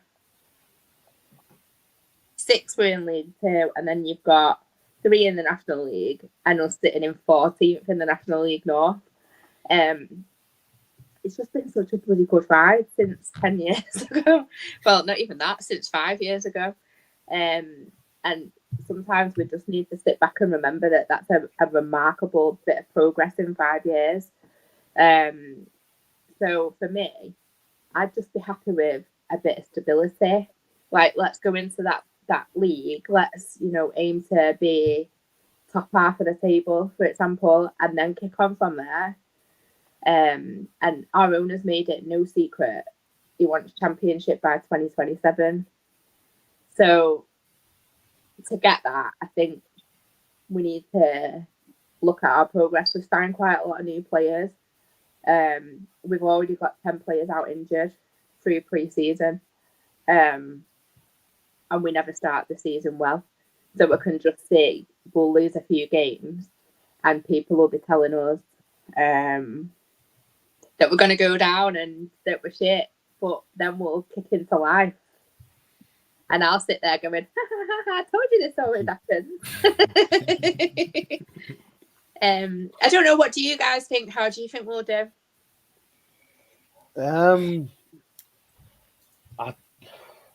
I think 13th to 20th, just because of your injuries at the minute. And as you said, you start badly, and the bother is, I think, with this league, it's so much of a step up, especially in the terms of quality that other teams have bought in. And I'm not saying Stockport have bought badly, because they bought really well, but I just think if you start badly and you've got a lot of injuries, and teams are going to be thinking early on it's going to be a better time to beat us, then you may be looking at turning into January, maybe in the bottom half, and then we'll see what happens from there. I don't think this will go down without any stretch, but I think you probably just need this boring season, don't you, where nothing really happens. You don't go up, you don't go down. You're happy in mid-table. I don't think I'd be happy with 13th to 20th. And no, I think we just need a bit of stability, but I want us to be top half. Yeah. So if I give you 12th now, you take it. Yeah, 100%. Yeah. Yeah. So are you going for 12th then? Yeah. Negotiating your predictions. I do think you'll be bottom half for some. I just think, just like I said, with the start, the injuries, and then it's just it is a completely different league, and it is. But I think as long as you come up, enjoy yourselves, I think this will be one of these teams that will spoil the league for somebody like the likes of a Birmingham or Rotherham after come to Edgeley Park and that. That'd be a massively Stockport thing to do, to be honest. Yeah. I think as well, you've got to consider the fact that we've got a very, very good manager in Dave Challoner. 100%, yeah. But he's never managed at League One level before, so he might take a little while to adapt to the league as well. I think he'll be all right, but I think we start losing a few games like we did last season. Loads of our fans wanted him out, so I think I just want our fans to be a little bit patient and not necessarily expect us to continue to win. And I think that's probably a bit of a habit, because we've grown our crowd so much, we've grown our fan base so much in the last couple of years, that people are used to us winning. Yeah. And obviously everybody likes to win a lot, but sometimes you go through a spell of not winning and you just have to stick at it. But having said that, Dave Challoner in his managerial career has never finished outside the playoffs. Ever. Ever. I think he might this season. I think he will this season. And like I said, I just think it's just maybe just I think for all the promoted side, you know, I just think as well though, like Stevenage only just missed out on the playoffs. So if they can do it with not that much investment, then why can't we do it with investment? Like, I do think League One's going to be really, really competitive this season, though. There's a lot of good teams in it, so I'd just take having fun, to be honest. I was going to say the same thing. I think I was just saying, looks at all the slides. There's a lot of sides in there. I'm going, well, they could be up there. They could be up there. And I do probably agree with Anne. I think, to be fair, bottom half probably for Stockport this year. I think just because of the rise. Claire, I know you want all the faith and everything like that from me, but I think don't get like so the rise has been incredible, but everyone like sort of reaches their sort of limit, if you like, for a bit. It's and ceiling, like, isn't there? Yeah. Reaches their limit. Reaches their limit. Well, no, I'm saying this is not like the limit as in this is where you finish now. That's it, done. I think just because of the amount of investment that goes into a lot of these teams this year, you see like there's so many massive clubs in this league now, and I think it is hard to call about who will go up. I think you take Birmingham out of it, it's hard to say. So I think to be fair, if they do get sort of around, sort of just bottom half and that sort of thing, I know obviously for something like Dave Challoner with the record he's got, it probably won't look good for him, honestly. But then, like you say, he's an untried manager at this level, and I think people have got to give him time, and I think supporters, Stockport are probably going to have to get you. I hope our fans do give him that time because I'm sure they will, because I think he's earned it. I always remember when Ben last season, it was only his bloody second season with us, and fans were calling for him to be sacked. Like last season when we went and fucking won the league, that's honestly, it was not a small shout either. It was quite a lot. Yeah, I think it's the same with Wrexham though as well. I just think I think Ben it spot on with at the minute. There's the ceiling can only go so high, can't it? And the amount of investment that's gone into teams in League One. We mentioned Bolton before, who were very unlucky not to go up last year, and I thought they were going to go up. No bother at all. Barnsley, who have improved and got a good manager this year. We've already written off Birmingham. We've already said they're probably going up, and I think Rotherham will go up.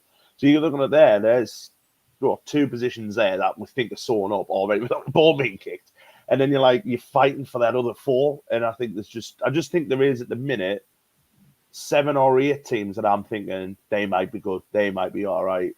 Yeah, and Stockport aren't one of them. But I don't mean that to be horrible. I really don't. I really want you to do as well as you can, just for you, really, to be honest. But I think a successful season for me is maybe having a couple of really good days out, going to spoiling one of Birmingham or Rotherham or something. Get Birmingham home. Say if you beat Birmingham home, what a massive result that would be. And then having a look at, what have we got to do for the 25, 26, 27 season? Yeah. I think, this is where we're going to make our assault on it. I just don't think it's this year.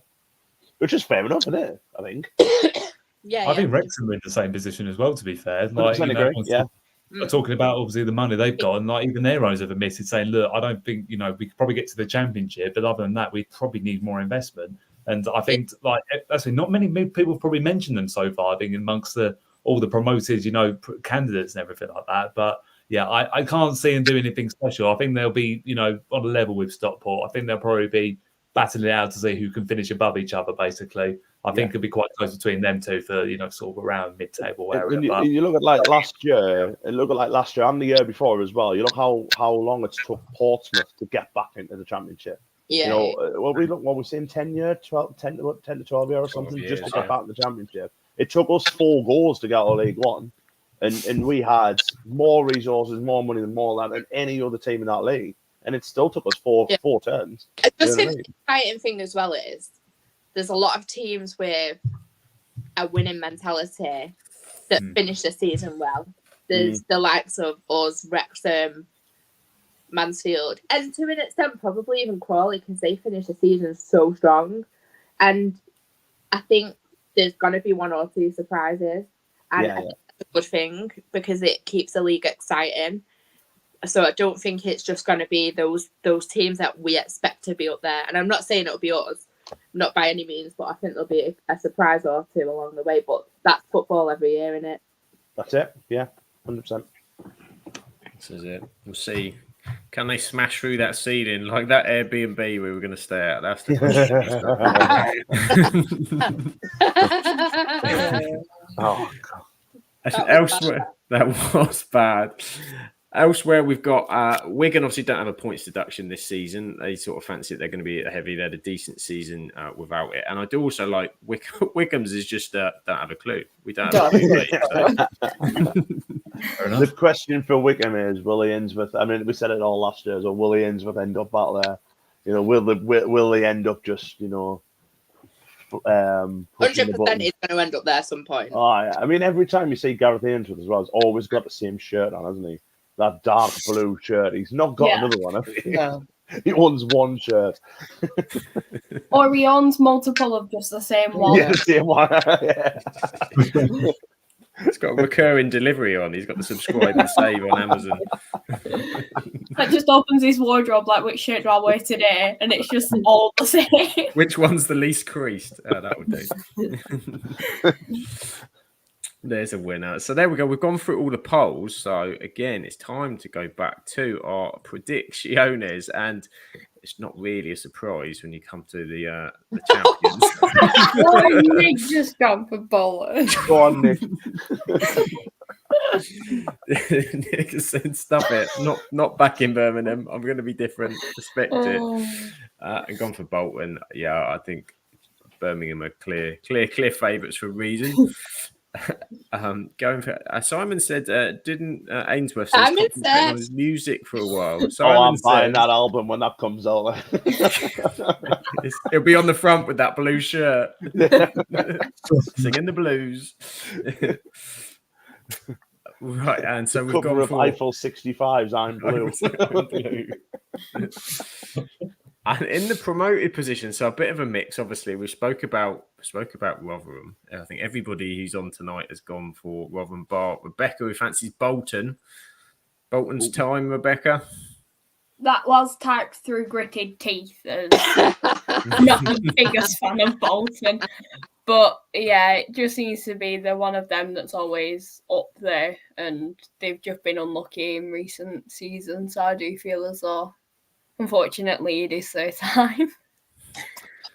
It's gone for Bolton. Dan has gone for Peterborough, which I've shortened to Peterborough because it couldn't fit into the graphics. So thanks, Dan, for picking a team with a long name.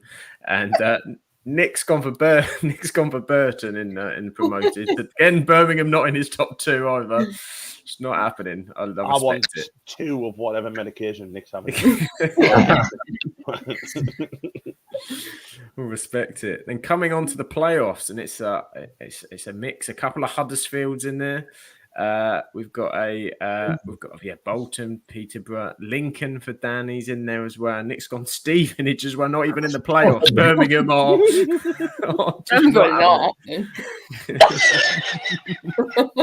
I told you it's not well. I tell you what, right? What odds can you get on that top 3? I tell you what, if he puts a pund on that, he'd be a millionaire. Yeah. If that comes off.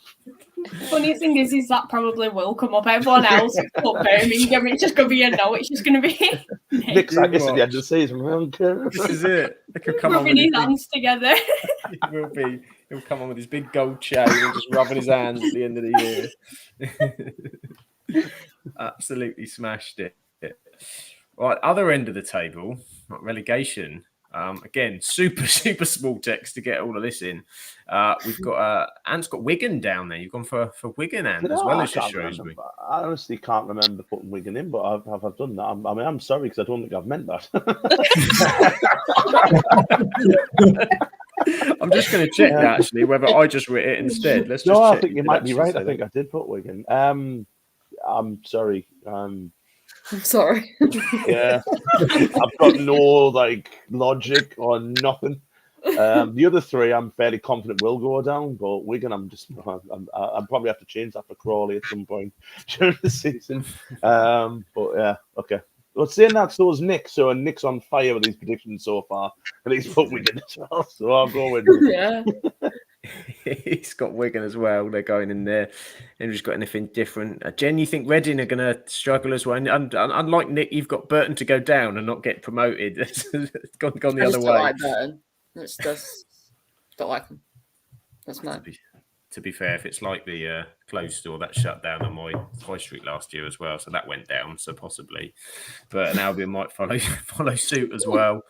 What else have we got in there? And we've got Rebecca, you've got Crawley, Shrewsbury, Exeter and Burton as well. You're on the Burton train. I just think Dance is really funny. Oh my god, he's got Wrexham to go down. He's got Wrexham down and Bristol Rovers as well. All right. It's just what he wants. Well, Kieran's made a team up. Corky. It's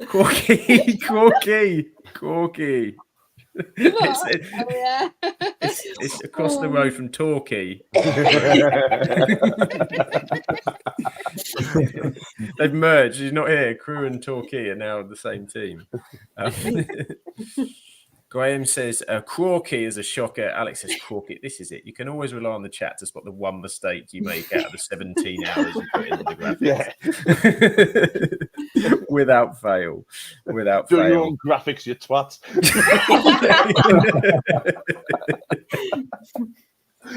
Well said.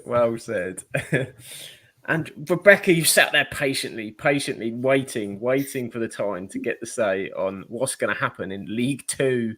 And you're up first because you must love this time of the season because you're always top of the table, whatever division you're in, aren't you? Love it. Oh, God.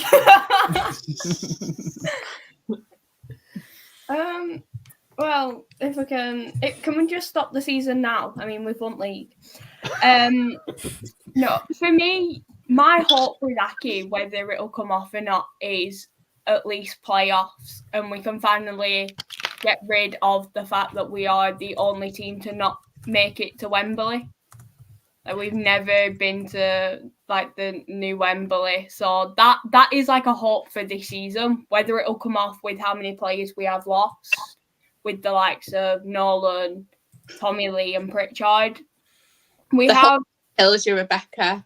It's the hope that kills you. Yeah. Try being Everton and Aki.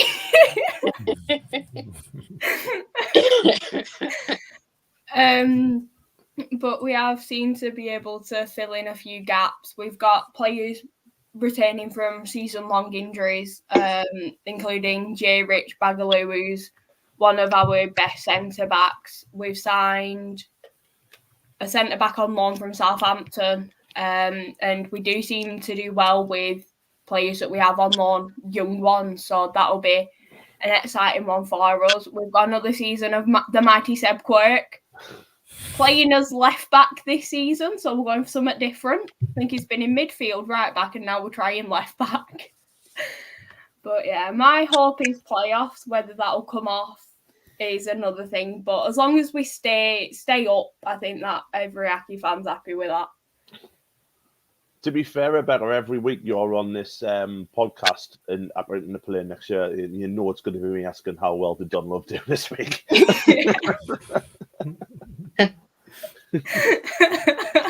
Did he play? Was he any good? No. I'll let you know after Doncaster if he plays. This is it. So your fans have gone more, they think, bottom off, but it's fairly not sure between that, I suppose. Is that because you say you had Doolin towards the end of last season, didn't you, as well? And are you seeing a different style of play in pre-season, or is it still the same kind of tactics he was employing at the end of last season? It just seems to be he just tried whatever at the end of last season, because like we had enough points to stay up. We had all of the things with John and Jimmy, so it was just one of them. It felt like he was just trying to test who works well with who, so then we knew which gaps we had to fill. And I feel as though like that's what we mainly went with, but we haven't like upgraded backroom staff. I can't remember the name of is it the assistant manager that we've got now? But it's like we've not really done well in pre-season. But I think for me, I don't pay much attention to the pre-season. It is what it is. You're just playing. Whoever will like accept your invite of, oh, do you fancy a match kind of thing. So it's just one of them where we have had a rebuild off and on the pitch. So it's just going to be an interesting one, see how it goes. There we go. You say Doncaster up first, is it for you? Day one, is it? Yeah, Doncaster away. There we go. Well, we'll see. We'll see what happens with Accrington. And elsewhere, we've got AFC Wimbledon, who are 8th to 12th. It seems to be the favoured there. Barrow, bottom half, and Bradford up towards the top. Do we agree with those? I'd love to see Bradford go off. I'll be honest. They beat us last week in pre-season. After beat our, I think it was like our second side, but Deatley sent us a lovely match report about one of our players said he was fantastic. So, well, watch the highlights. It's good, but they beat us 2-1 or 2-0, maybe 2-1. And apparently they've been doing really well in pre-season. So I'd like to see them come back up, to be honest. But I think Barrow will go down. So I think I put them to go down. Go down? I think I put Barrow to go down. I can't remember now. Did I? I can't remember. We'll find out. We'll find out later. We'll find out, don't you worry. Do you think Bradford's a shout for one that's going to be fighting towards the top? 100%. 100%. I think they'll get playoffs. Yeah. I don't know, actually. I can't remember what I said. I think Bradford's going to go up this year. Actually, I think with some of the people that they've signed, because they've signed a lot of our players as well. And I know they've strengthened in other areas. So, yeah, I think they'll win the playoffs this year. It's my prediction. Yeah. I don't know if that's what I put, but we'll see. Just covering all Another one of bases. those sides, though, aren't they? Like I mentioned before, about like Portsmouth and this, that, and the other. But Bradford are another one of those sides who've been like in League Two, it seems, for a long time now, and you know they do kind of that the stadium, the whole everything that deserves to be a little bit higher than what they are. So hopefully this is the thing. I will keep my fingers crossed for them. Like I know, like we have a laugh about obviously with Keeman not liking Bradford at all, but you know we do have a laugh about them. But genuinely, there's a good football club there with good fans. So fingers crossed. Oh, do you know what happened to us at Bradford away? I was absolutely mortified. Like, and I mean, you know me enough, all of you guys, to know that I'm not easily mortified. Only if there's a moth. Sam rang this restaurant to book a table. So when we played them, it was on a Friday night between Christmas and New Year. So I said, like, I've been recommended this restaurant called Akbar's. I was like, ring up, book a table. He did. He came off the phone. He went, they don't serve alcohol, so we have to bring our own. I was like, all right, cool. And I don't even normally drink, but I think because he said, like, bring your own, I took a couple of cans and I sat there at the table, opened my cider. The guy came over and he was like, I'm so sorry, like, for religious reasons. It's a dry restaurant. I was like, oh my God. I was like, I am so sorry. And I explained what had happened. And luckily, we had like a really nice waiter who was really, really understanding. And he said, like, you don't even need to like throw it out, just put it on the floor while you're in so no one else sees it, and then put it up your sleeve on the way out. It's like, I don't care. But I was mortified. How could you put it up your sleeve? It was already open. It's going to drip down everywhere. Yeah, you just hold it, don't you? I was What, under your sleeve? Yeah, I've done that before. Surely everyone's done that before. No. Claire would have had a coat on her. She'd have been Well, yeah, alright. There'd have been a exactly. coat on her. Coat sleeve, like, so it's at the end of my arm here. You know me and my coats. Got a new one for this season. Oh, there's a new family member coming. I can feel it. We will at some stage be bringing back Where Is Claire, but you know when you least expect it. Kieran thinks that they'll finish 8th, just outside the playoffs. With Of course, Kieran thinks they're not finishing in the playoffs. Is that personal, Kieran? Probably when you look at the next comment of it's a Thursday night and it will be pissing down. Yeah, I think the theme continues for Kieran. Next up, we've got New Boys. New Boys Bromley obviously made their way up. It could a lot of people thinking it would be difficult. It might be for them. Bromley. I've got to go down. Actually, I've got them mixed up with Barrow. Bromley, Barrow, it's all the same. And then we've got obviously Chesterfield coming up the other way. Jen, do you see Chesterfield as being a threat this season, going and doing the double hop? Yeah, I think there's a few teams in League Two that I definitely think have got the players and the right staff to get them promoted, and Chesterfield is definitely one of them. I think Bromley as well. I don't know about Bromley. I'm very unsure. I don't know if they're gonna go down or they're somehow gonna scrape and survive, because I don't think they're that bad to get relegated, but it just depends because League Two is such a hard league to survive in. Yeah, it's going to be a challenging season for them. Carlisle obviously coming back down as well this season.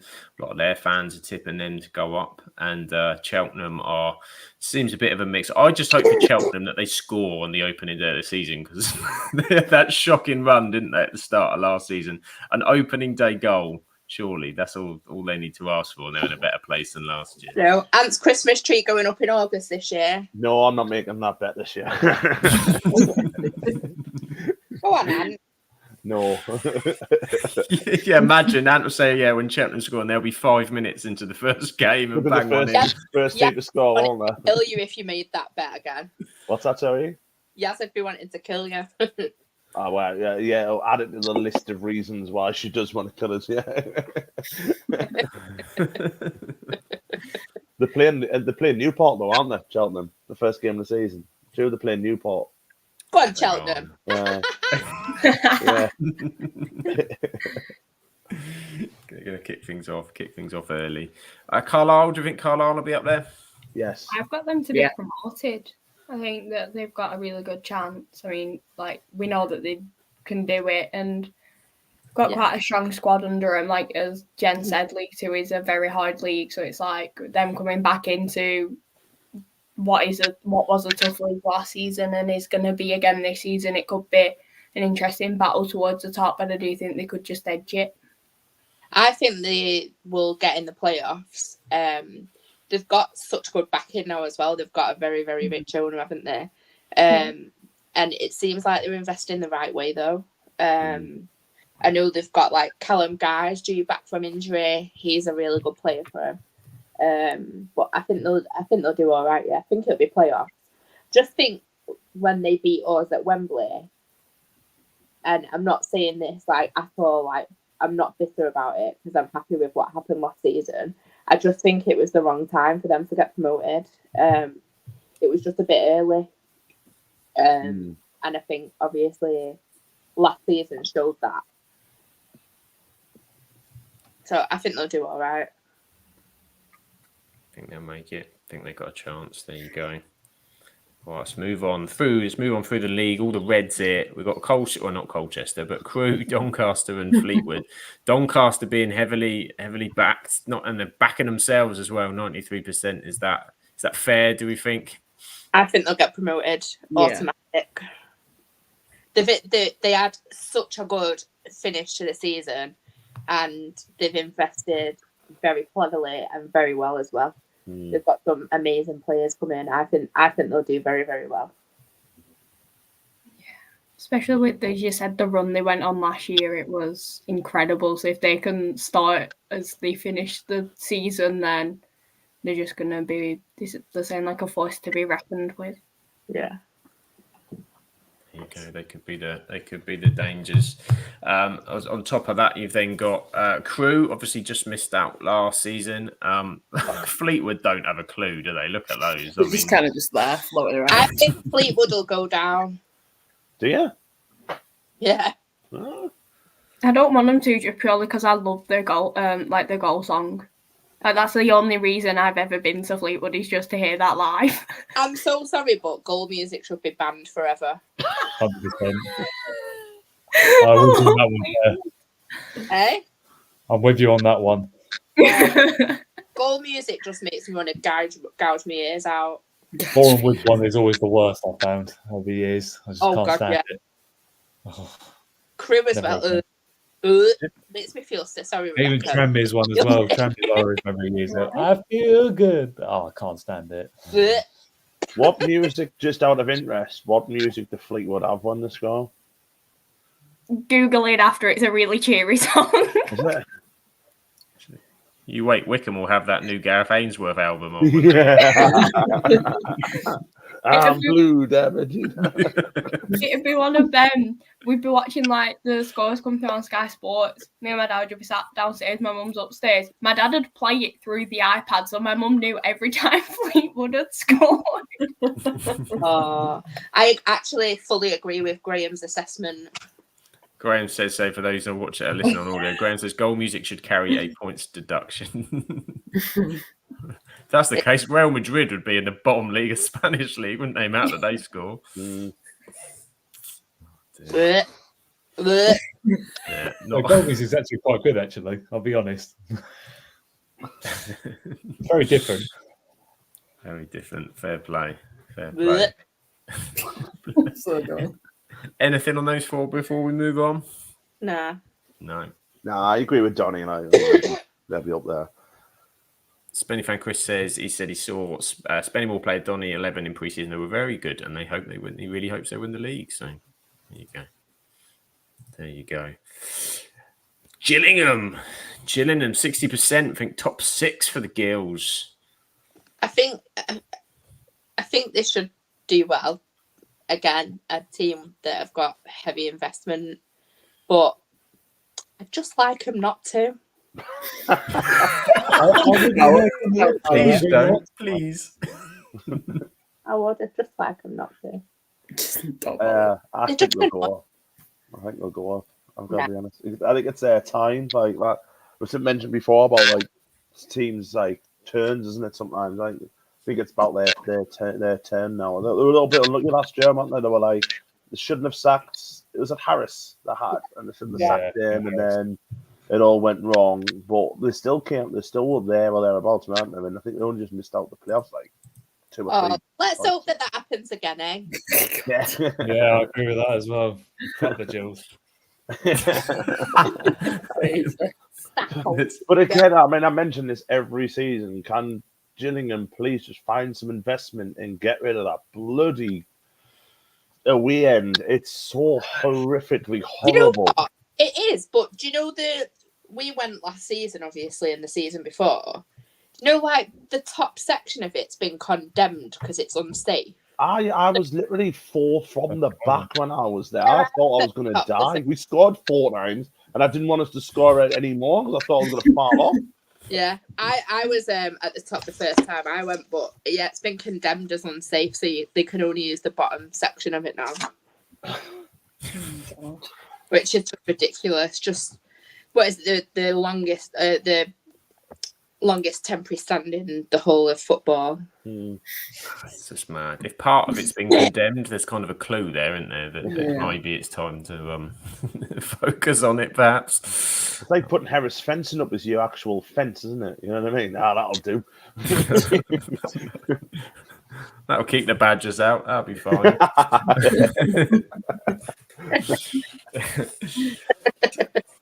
So at the other end of the table, Harrogate fans, apart from 5% of them thinking they're going to have a tremendous season. I hate them. I hate them. They go down, but they won't. The ground is awful as well. It's literally the worst ground I've ever been to. It used to be worse as well, Jen. Like a lot worse. They've had it done up. It's atrocious, is all I'm going to say. To be honest, I'd spent half of my summer trying to find a Harrogate fan for this bloody review that we did, all the fan reviews, so they're now not in my... Oh my God, we couldn't find one. Couldn't find one. Apologies if you're a Harrogate fan tuning in for the first time, but if you are number one Harrogate fan, so congratulations. Let us know. Yeah, exactly, stick you on the list. Partnership club. Well, they don't feel very hot on their chances either towards the back end of the league. And everyone's favourite team, there in the bottom right. For those listening on audio, the team that's known as Franchise on the podcast, I know I'll be in trouble. You know, I have to come in, I have to follow suit. I'll be in trouble if I mention the real name. But we can just call them Milton Keynes. Just don't acknowledge the other bit. Milton Keynes. There we go. Milton Keynes, 96%. I think 1-7. Unfortunately, I do think they'll get automatic promotion. Yeah. Kieran says, "Is there any teams you guys like?" Well, they all like their own teams. I like Leighton Orient. Yeah. No, just that road. And I like Bradford. Bradford. I do. I like all your teams. I want all your teams to win, you see. Every week I don't have a dog in the race, so I'm kind of like, as long as your teams win, I'm happy. There you go. Unless you're playing each other, and then it's a bit tricky.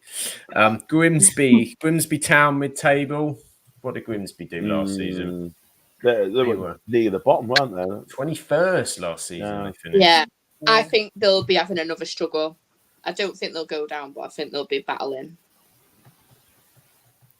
Can't spell Grimsby without Grim.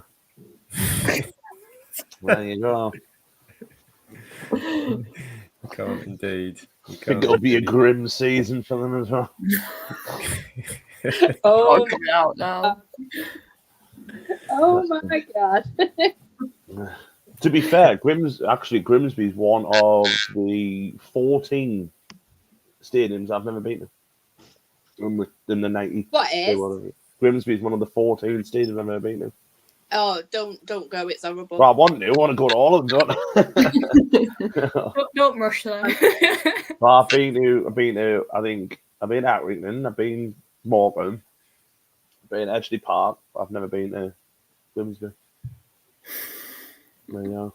Okay. Never been. I feel like Tiny Temper now. I've been to Scunthorpe, but I've never been to Grimsby. I've never been to Grimsby. Can we go there for a podcast deal? Grimsby.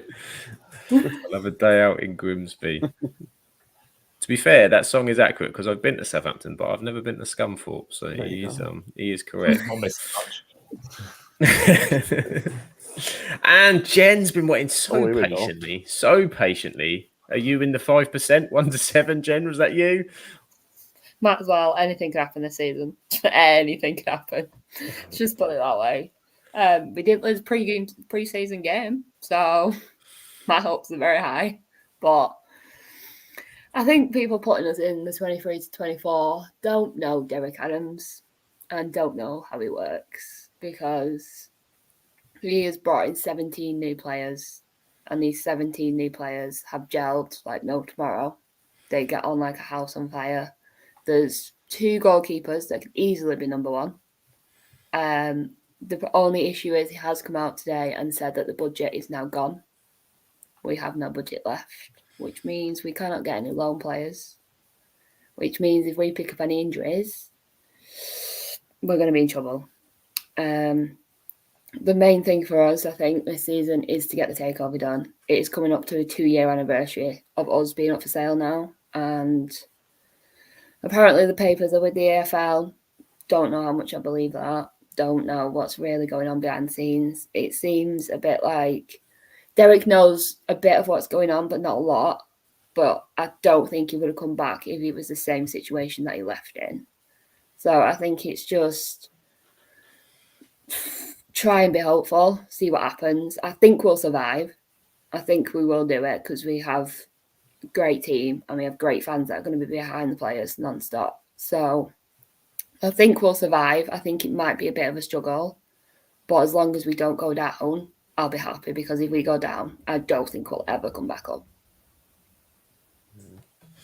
You say, but at least say getting those new players in after what you'd kind of had before, and finally some fresh faces, bit of a fresh feel around the club, I suppose, as well. Probably you're looking at it as well, finding the 2 teams that you feel are worse, that are definitely going to be sort of below you or whatever, as much as anything. Do you feel confident that there are teams significantly below where you're at? Yeah, I think there's a few teams that are going to be near and amongst us but as long as we start off on a good run and get the wins, especially away, because we really struggle away to win. I think if we win on Saturday, it could be a huge boost for the fans and the whole team to think, all right, okay, maybe we can survive this league. But I think it's going to be difficult. I've not felt as deflated this season as I do. But it just feels like it's never ending and we're never going to get a sale through the door because it's been 2 years and we've had no one. Hopefully you do, Jen. Yeah, hopefully you do, and it'll be a good season. It'll be a positive season. If we get the playoffs, I'll be buzzing. You'll see me at Wembley. I will be there. I will say, and I mentioned it off air, but any away shirt as lovely as that does not deserve to go down. So hopefully it's still just for that top alone because that is fucking beautiful. This is Terrace's first official shirts. We are the first official club to do Terrace clothing, which I might add because my partner does graphic design for Morecambe. The tracksuit that they have got this year is outstanding. It's one of the best ones I've ever seen. So I think the shirts have gone down very well, especially for the price. We could have put that price up massively to get more income into the club, but they're only charging £44 for a shirt. You say only, but £44 is quite a lot for a shirt. Yeah, but then you look at all the teams and they're charging like not in the days kind of standard, is it? Like, yeah, ours is 47 now. I'm sure the new Arsenal top or something's 120 quid. If you want the official Premier League shirt, if I wanted the new United shirt, it cost me 120 something quid, and if I wanted the one just down from that, it's like 90 quid. Everton have football's for the working class, my ass. I think Everton's is like 110, and then if you want printing, it's an extra 15 quid. And the one was like 80. Yeah. And if you want your badge stitched on, Rebecca, that's another £10 as well to make sure. Yeah, because our badge just flies off the shirt. Hope you don't want to get like Mikalenko or somebody on the back. It'll cost you half a bloody. That's who I'm betting. Oh my God. But thankfully, with Everton, no matter who you get on the back of your shirt, it's the same price. So it's just printing's 15. So it's just like a general one. Okay, shocking prices of shirts. There we go. It's our first moan of the season about what's wrong with modern football. Straight off the bat. And there's been a lot of chat, obviously, with Newport people, one of which we know very well in terms of Kieran. 52% screenshot in that. Alex, 52%. Love that all. I mean, yeah, it was open to everybody. So, there was the opportunity to change it around. Newport towards the back end of the season. What do we think? Is Kieran going to be happy this season? No. They did terribly towards the end of the season. But I don't think they'll go down. I think they'll be bottom half, if I'm being honest. But I don't think they'll go down. Any advances on not going down? Anybody in? Well, I didn't put them to go down because I mentioned. I think I put I put another team that one of our group supports, which I'm now regretting, and I don't think the way. I mean, they're just. You're getting evil looks, and they've just been dire, haven't they? No, look at everyone looking, going, is it my club? Is it? No, it's we'll find out in a minute, won't we? But they've just been dire, haven't they? Like since January, and the bother is with teams like that. Even though you get like a new season stuff like that, if you have a losing mentality that's in the club and still like like buried beneath the club, it's hard to get out of that. I mean, they've got as well in it, and because they've obviously got a new manager and a shed ton of new players. They've lost a lot of good players as well. Yeah. I mean, I do hope like they've signed one of our young lads called Michael Spellman, and I really hope he does well. Like he's a good lad, to be fair. So hope he does okay. But yeah, I think they'll be bottom 4. I think they'll go down something. I'd rather like Jen mentioned about Morgan, and I'd rather be a Morgan fan than a Newport fan. I'd be a bit more happier being a Morgan fan this year than I would be about Newport. And Morgan's had a little bit more of a struggle, as in, with a takeover this, that, and the other. But I'd fancy like Morgan to finish above Newport. You know what I mean? So, yeah. There we go. Alex says, in fairness, it feels like there's about 3 players from last year. There's so many unknowns, and you've got new manager as well in Nelson Hardim, who's not known at all, is he, over these shores? So it's all a bit of a question mark, I suppose. He could not tell you where they're going to be. So we'll find out. We'll be able to track it. You'll be able to tell with Kieran's smile every week how they're sailing up the league. Don't you worry. The 2 other sides on that list, Notts County and Port Vale Whitford. I know Tom's getting on, and we have got Ben's waiting patiently for national. Don't worry, Ben. We haven't done this for every single National League North and South team. We've just got the prediction that we will be here until the season begins. Personally, I don't think Notts County get top 7 because I don't think they've improved the defence enough. And I said from the first moment I was on this podcast that Notts County's defence will be their fall down. But I reckon top of the table's bottom right. Yeah, they'll be up there, won't they? Port Vale. Yeah. The thing is, again, with Notts County, though, we mentioned Longstaff before. You're taking 25 goals out of them straight away. So have they signed anyone to replace him? Who'll score as many goals? They Probably have not. signed someone, but I don't think it's going to have anywhere near the prowess of him. Macaulay Longstaff, is one of them that your team probably gets once in a decade, isn't it? Yeah. Impossible to replace, But yeah, Port Vale, they're my tip to win the league. I don't know if I put them, but they are my tip to win the league. Port Vale of the tip, there you go. She said Notts County have one of our former defenders and we've got one of theirs. There you go. So they've done a bit of sharing business between those two. And Kieran says he reckons 13th place. He's been moderately optimistic for once. That's what he fancies. So there you go. There you go. Next up, we've got some teams that aren't. There seems to be sort of a fairly not sure. Salford, Swindon, and Tranmere. It's all pretty even. They think we might do all right, might not be all right. There's some very optimistics in there. I think Salford will surprise a few. I'd have them in the playoffs. To be honest. If Salford can get relegated, I'll be happy. Yeah. I think Salford will be 15th downwards. The one, I mentioned him a couple of weeks ago, but if you are like a League Two fan and watching Salford, please do get back to us about how Matty Young's doing. He's our goalkeeper. He's only 17, and I've mentioned a couple of times he will be playing for England in 6-7 years. He's so good. So I'd like to see how well he gets on. So apart from that, hopefully Swindon do well just for Nick's sanity. Guess is it. We're hoping for a bit of positivity from Swindon. Hopefully, would they finish in the end last season? 19th they were in the end. So yeah, it was sad just to see Nick not giving a shit by the time March came along. It was me and him just done. You know what? It actually really is sad. He's not even renewed his season ticket. I know it is. It's so sad. It is. Yeah, horrible. It's sad. Tranmere again. They seem to think they might be. They seem to think they might be up there. Do we agree? I reckon they'll fall just outside of playoffs. I don't think they're ever leaving League Two now. I think that's like Tranmere and League Two are just joined at the hip now. I just can't see him leaving.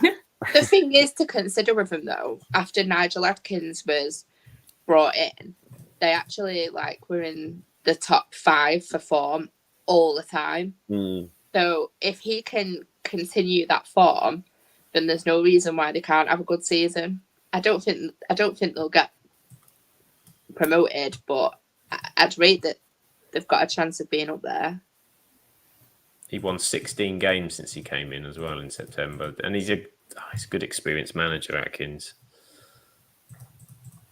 Good all round bloke. I don't think there's anyone got a bad word to say about Nigel Adkins, have they? And if you do, I don't want to be your friend. It's just full of positivity. So there. Yeah. So we'll have some of that. And then we've got Walsall thinking they're going to be 13th to 22nd. Kieran doesn't like him. He wound him up. So there we go. I reckon Walsall 13th to 22nd is a good shout. Standard Walsall, really. Yeah. Standard Walsall towards the bottom. There we go. We've got through all of our polls.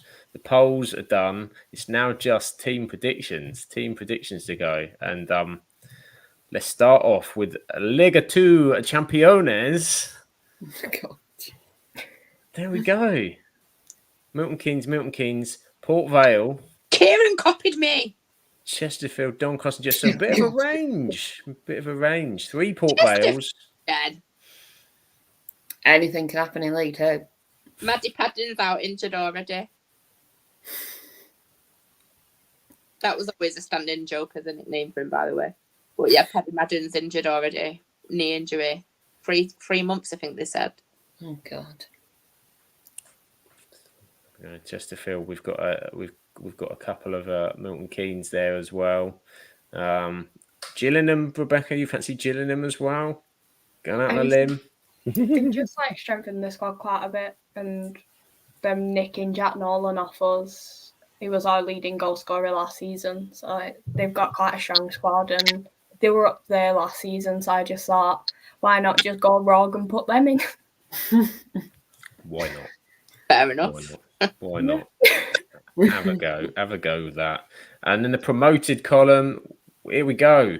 Again, because there's 2 teams. We've had to go to smaller text. Doncaster, Gillingham. It's all the same teams in there. Danny's got Carlisle in there. Rebecca's got Carlisle in there. Nick's got Colchester in there alongside Milton Keynes as well. It absolutely killed me putting Milton Keynes. Yeah, same. But you've got to roll with your head, haven't you? You do, unfortunately. Playoffs. We go. Ant's gone with Cheltenham.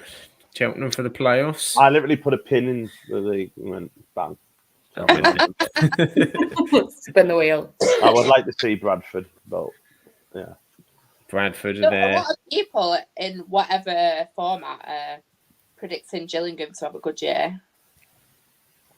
Seems to be quite a lot in the predictions for Gillingham. Yeah, definitely seen that as well. Rebecca, Danny's gone with you. No, Dan's gone with you. Sorry, with Accrington.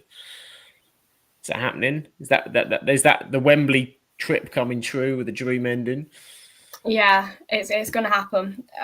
Weirder things have happened in League 2, so I can say Accrington to win the playoffs. Yeah, it's going to happen. I think it was 3 predictions when we did the All About Aki, which is Josh Wood's leading goal scorer, Dan Martin to score his first Aki goal, and Seb to play every match. So if them 3 happen, then we're making playoffs. But we'll win in playoffs. It's in the bag then, isn't it? It's already done. Book the ticket to Wembley now. But the bus. And going down. So who's Ant upset?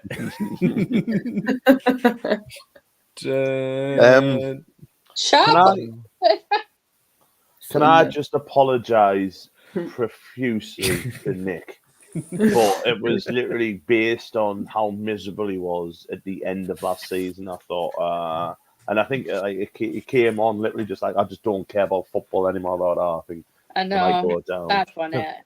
I don't want them to go down. I really don't want them to go down. But yeah, it'll be them and Bromley, I think. Rovers wrong, Swindon. There's Nick's literally going to be on the phone. Can I have me strip back when I gave you? Yeah, anyway. Broken his heart. You've got Shah thinks gone for what she wants. She clearly wants Salford and Harrogate. So fair enough. We've got a couple of Jem, we've got to come to you. You've gone Newport down. Tell Kieran why it's going wrong for him this season. I just think the worst in us, and I don't mean that in like a bad way, but I just feel like the management way and the team isn't there. Whereas obviously we've got a manager who's been there before, knows the team, knows everyone, is able to get the job done. He got us to playoffs, and we won the playoffs during COVID when we was in the same kind of thing we was now. So it's like, I think we'll survive, but by the skin of our teeth, it could go down to the final game. Same with Newport. I generally can't predict who's going to go down this season. So I think we should have all just put Newport just to piss Kieran, shouldn't we? We've missed a trick. This is it. People just firing shots for the sake of it. Just for the opportunity. Kieran's gone for Barrow down. He's got Barrow down. Clave on Fleetwood, not fancying Fleetwood. I just think there's a lot going on at the club that's causing them a lot of upheaval off the pitch. And for me, I thought with that in mind and how terribly bad they did the season gone, I just think similarly to winning breeds winning, that winning mentality, I think they'll be in a bit of a losing mentality, a bit of a rut. And I can just see them not doing very well. What are you laughing at, Jen? Read the message. Oh. Oh, we're not going down. Who's that? Dan and Danny. Don't worry, Liam, I'll batter him. I'll see Danny this season. Oh, God. So we've had a mixture, we've had a complete mixture of predictions. Thank you to everybody for all their predictions. That's taken us through the EFL leagues. And as I said, Ben, don't worry, we haven't got polls, but we've got predictions because we've got our new National League people. So I think I think we've got Ben, we've got Shah, we've got Trev, we've got we've got Spennymoor. Chris has done his. Luke didn't do his. He was asked. Mr. Luke had an opportunity, didn't. So I took the opportunity of guessing what I think Mr. Luke would have said. So, well, to be fair to Luke, the amount of time he took to answer the quiz questions when he was on this podcast a few weeks ago, I'm not surprised. He's still thinking about it. His predictions are going to come in week 42. I can tell you what Luke's putting, though, because he has put it in the National League preview chat, so I can add it on once we. Oh, has he? Well, yeah. I decided it was too late, so I put him on the graphic myself. So,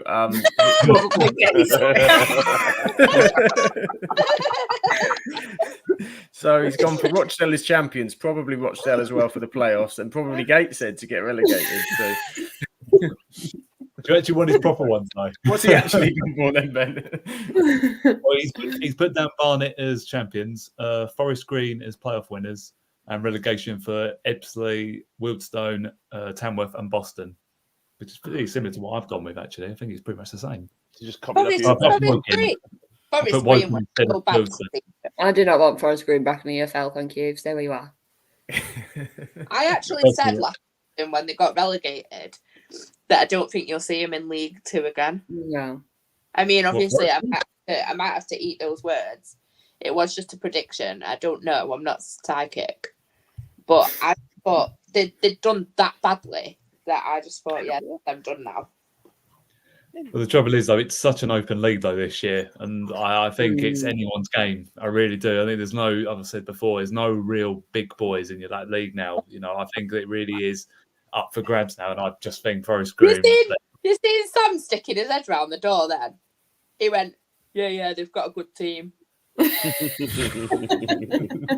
want to just go on this bit, Sam? You're the expert there.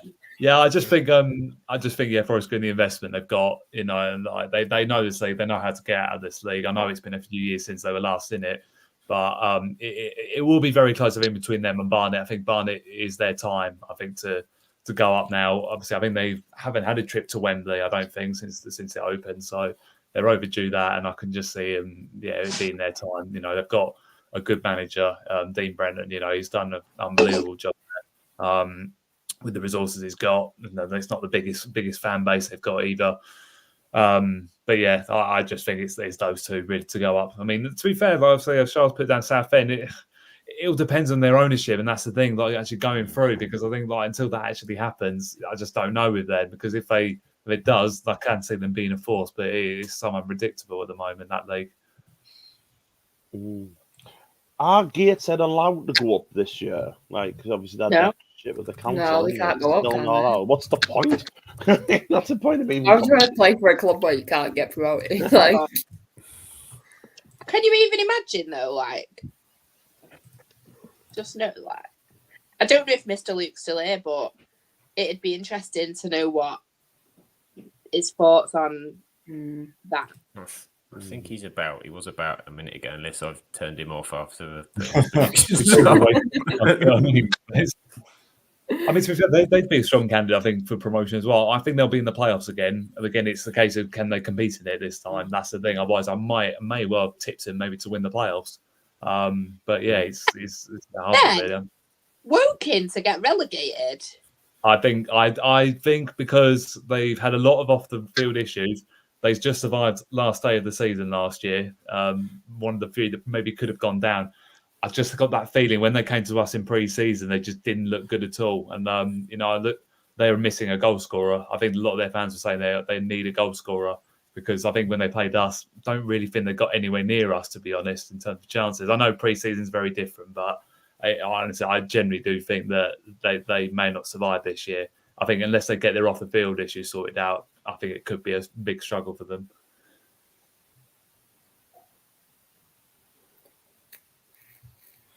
There we go. We've got also as well, so welcome as well to the round-headed moron EUFC. An Ebbsfleet fan, welcome back. What a name! Fantastic name. That's fantastic. Thanks for joining us. He's saying, or she is saying, don't know, I'm hoping we are underestimated in the thing. So sorry to put you on the spot, Ben. You've got them to go down. Yeah. Well, So Charlotte as well, and Charlotte's predictions are normally bang on, to be fair.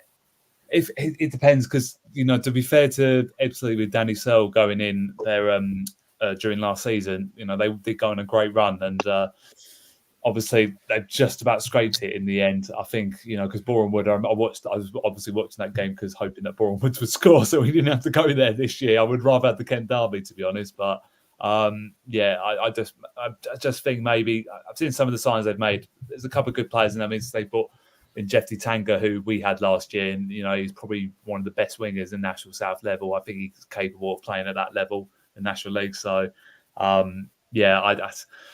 don't know. It depends. If I can get off to a good start, then maybe it might change my thought process on them. But I just think maybe they might be one step too far, because I think they found it a big struggle. And again, like I always say, a lot of the Southern teams that go up from National League South, they tend to struggle in the National League. And I don't think Ebbsfleet are that much different, to be honest. But again, as I said, like with it being such an open league this year, they could well put some results together and get in around that playoff area, because they've done it in the past. Albeit they had a better side, I think, when they did it last time. I just think, maybe it might be one step too far for them, but you never know. I think if the guy in the chat, that round-headed moron, thinks they're going to do it, then fair play. I think it wouldn't be no reason. I wouldn't be surprised if they stay up, but then again, I won't be surprised if they go down. That's my thought process on them. There we go. There we go. Fair enough. He's backed it up. You see, backed it up with no our knowledges. Not just because I hate him. It's not just because of that, by the way. We've got Big ABD Bob 1245 says Oldham are going up. Is there a possibility of that, Ben?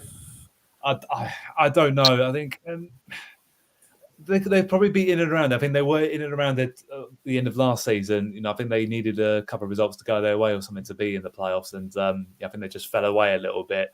If you are guessing and looking at big boys of the league, Oldham with their history, the stadium, and everything like that, you probably would say that in any ideal world they would be near the top. I think it's going to be a tough ask for them, but I do see them being in the strong playoff contention. But again, can they perform in the playoffs? That's the thing. Because is it Mickey Mellon? Is he there? Is the moment at Oldham? Have I got that right? Because again, if it is like he's manager that's done it plenty of times at this level, he's done it with Tranmere at the end of the day, and he knows how to get out of this league. So it will be a big task for Oldham. I think their fans, I don't know what the feelings like around the club now, because there's probably been a little bit of impatience now. They've had, obviously, this is their third season now at this level, and they're probably thinking that we should be looking to get right back up there now. And I probably think if there's a time for them to go up, this probably is the time for them to really give it a good go. Because now all the big boys, sort of out of the league and that, and it's just, you would expect them to be in and around sort of the top 4, top 5. But again, it all depends. Their squad can get off to the ideal start and put some runs together. And their home record is going to be important this year, because they should be looking to make Boundary Park a real force this year. They've got an intimidating atmosphere. When that crowd get behind them, they really do get behind them. I found that a couple of years ago when we played them in the league. So, if they can get supporters on their side early doors, then I don't see a reason why they can't have a good season. Go. Oldham potential. Kieran's got Rochdale pissed the league with 120 points. Also backed by the famous Claire Jeffs in the chat saying Rochdale going up as well. Just we've got that on camera to prove to Shah. We've got the backing is there. Mr. Luke's commented saying that Gateshead have a 5-year lease on the stadium currently, but there's been something going around. The EFL might reduce the lease rule to 5 years so that they can be promoted. I think that's wishful thinking, Luke. That doesn't make sense. They've got a 5-year lease, but the EFL are going to reduce the lease to 5 year. No, but that's still a 5-year lease. The EFL will reduce the requirements, he means. But I think that's wishful thinking. Okay. It seems if it's not sorted by now or in place before the start of the season, it'd probably be a difficult one, wouldn't it, to change that? I'd have thought. Yeah. Yeah. I thought so. I hope they get it sorted, but Yeah. Right, should we move on? Let's move on to these one of our new divisions for the season. I can't remember which one's first, whether it's North or South, so we'll find out together. We've got North. We've got North first. And Ben's got Scunthorpe as champions. Yeah, I think really it was crystal clear to me. I mean, obviously the guys, in the chat that know more about the National League North than maybe I do, but I just think Scunthorpe, there is going to be a lot of pressure on them this year. I think there was pressure on them last year to go straight back up. For a club like them, they've fallen the way they have the last few years. They really are going to be expecting to be winning that league this year. It's going to be tough. I mean, there are some teams out there that could really probably give them a run for their money.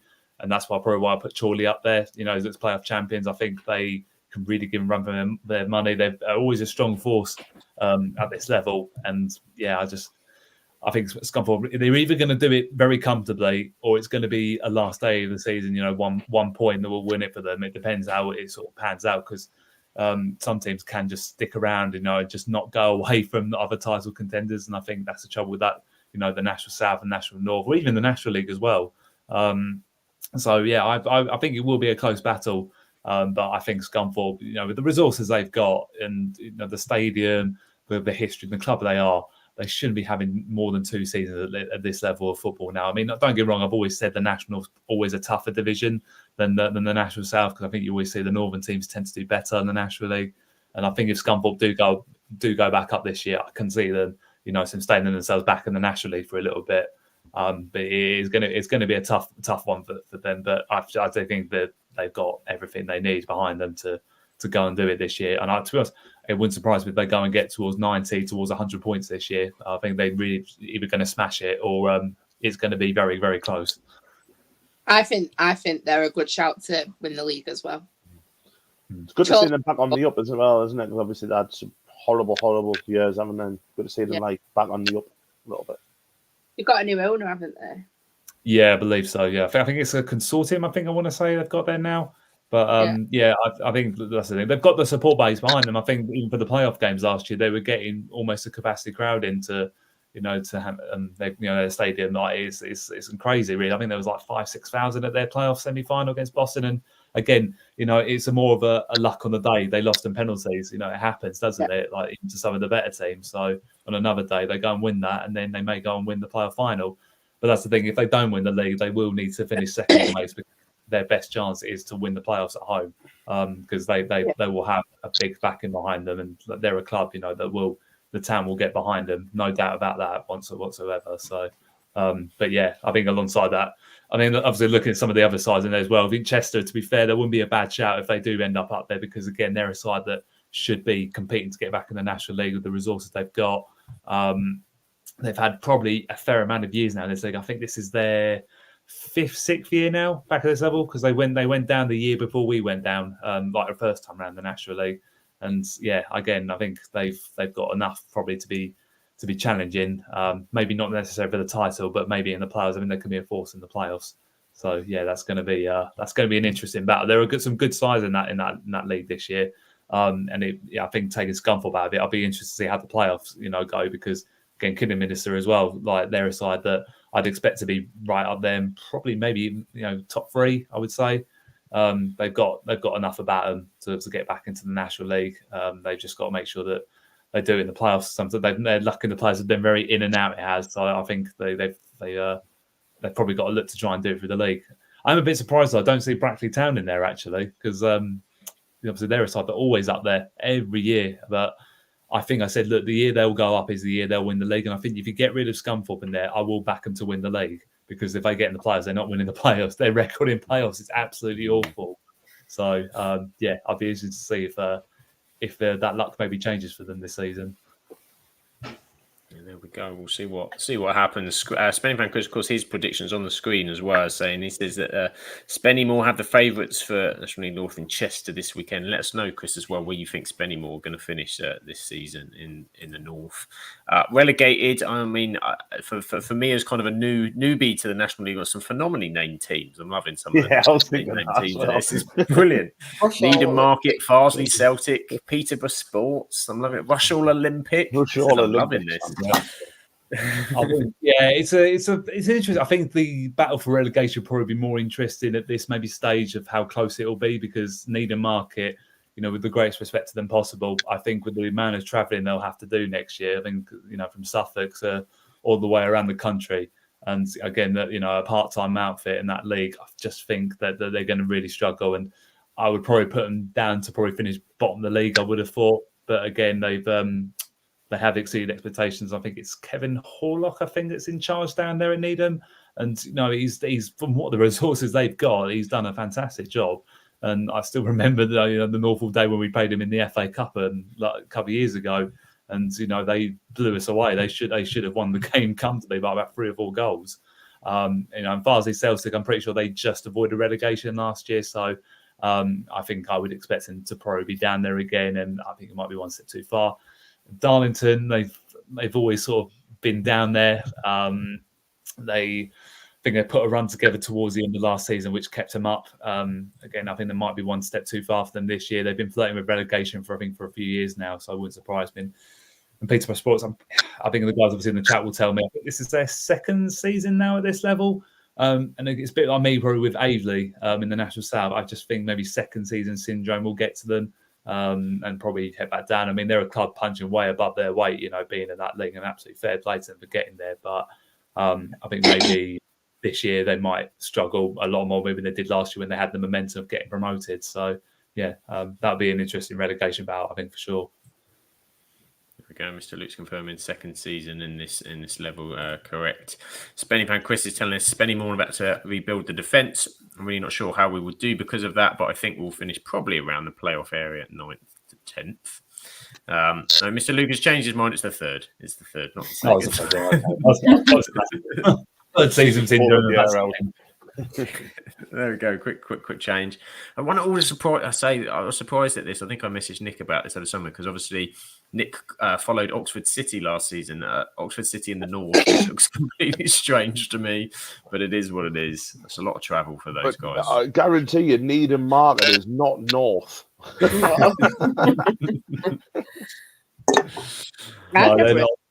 They always get put in the old we're back when obviously they did the restructure of Step 3. They were put in the Ishman League North, which again, because they were most northern sides out of everyone down that area. I think that was the furthest away journey for quite a lot of teams in that league. Honestly, I've never heard of it. It's in Suffolk. It's not very about 10-15 minutes away from Ipswich, I think. So we used to have what they called Lowestoft. Oh yeah, Lowestoft. They're not too far away from them, I don't think. Yeah. At least they've got a local derby then with Kings Lynn. Yes. I would probably disagree. I would say they would probably stay up. I think when they've been in the north before, they always tend to be sort of a mid-table side. Again, I think they can do that. I think they've kept hold of Ross Jenkins, the manager, and he's done wonders there. They've brought in some decent players that are good enough for this level. They've got one of our ex players in Chiez and Nolim, left back. I can see them being fine this year. I don't think they'll be flirting with relegation, but again, don't think it'll be promotion either. Probably just maybe in the bottom half of the league, 13th, 14th, I would put them down as, but I don't think I would have them to go down, I don't think. But I can't argue with some of those ones in there, like Leamington have just come back up, Warrington Town as well, again, another side punching above their weight. Rushall Olympic as well. It's an interesting league because, like I say, a lot of sides in there you would never think that would be in that sort of level now. A lot of sort of the smaller clubs now have sort of made their way, jumped all the way up to National North. It was quite incredible, and I would love to see them those sides do well. But I think just resources wise and what, goodness me. Where's that? Oh shit, that's my house. So whose house is on fire? Yeah, It's all no, those, I think all those moths it's you've been interesting about burning, this Claire. Sam appearing around the corner on a top on as well. You know, setting the smoke alarm off. He went. It's just burgers. Burgers at this time of night. It's just finished Yeah. at shift, and it's only just got home from work. 11:20, he's on the burgers. Get on, lad. Yeah, but it's his tea time. He didn't start work till 2. So, unfortunately, it's just the way he's got to eat. I hope they're nice, anyway. Enjoy your burgers. I mean, they're slightly burned, but hopefully they're nice. There we go. Right, I think it's time to go south, Ben. It's time to go south, and you get to talk Best of about. our side. There we go. Da-da-da. And champions, Ben. Hello, championes. I put my neck on the line big time for this. Honestly, like, look, it is not. A bit of me is biased. A bit of me thinks, look, I've seen enough of us in pre-season. I know the quality we've got in this side. I just think we've got enough to do it.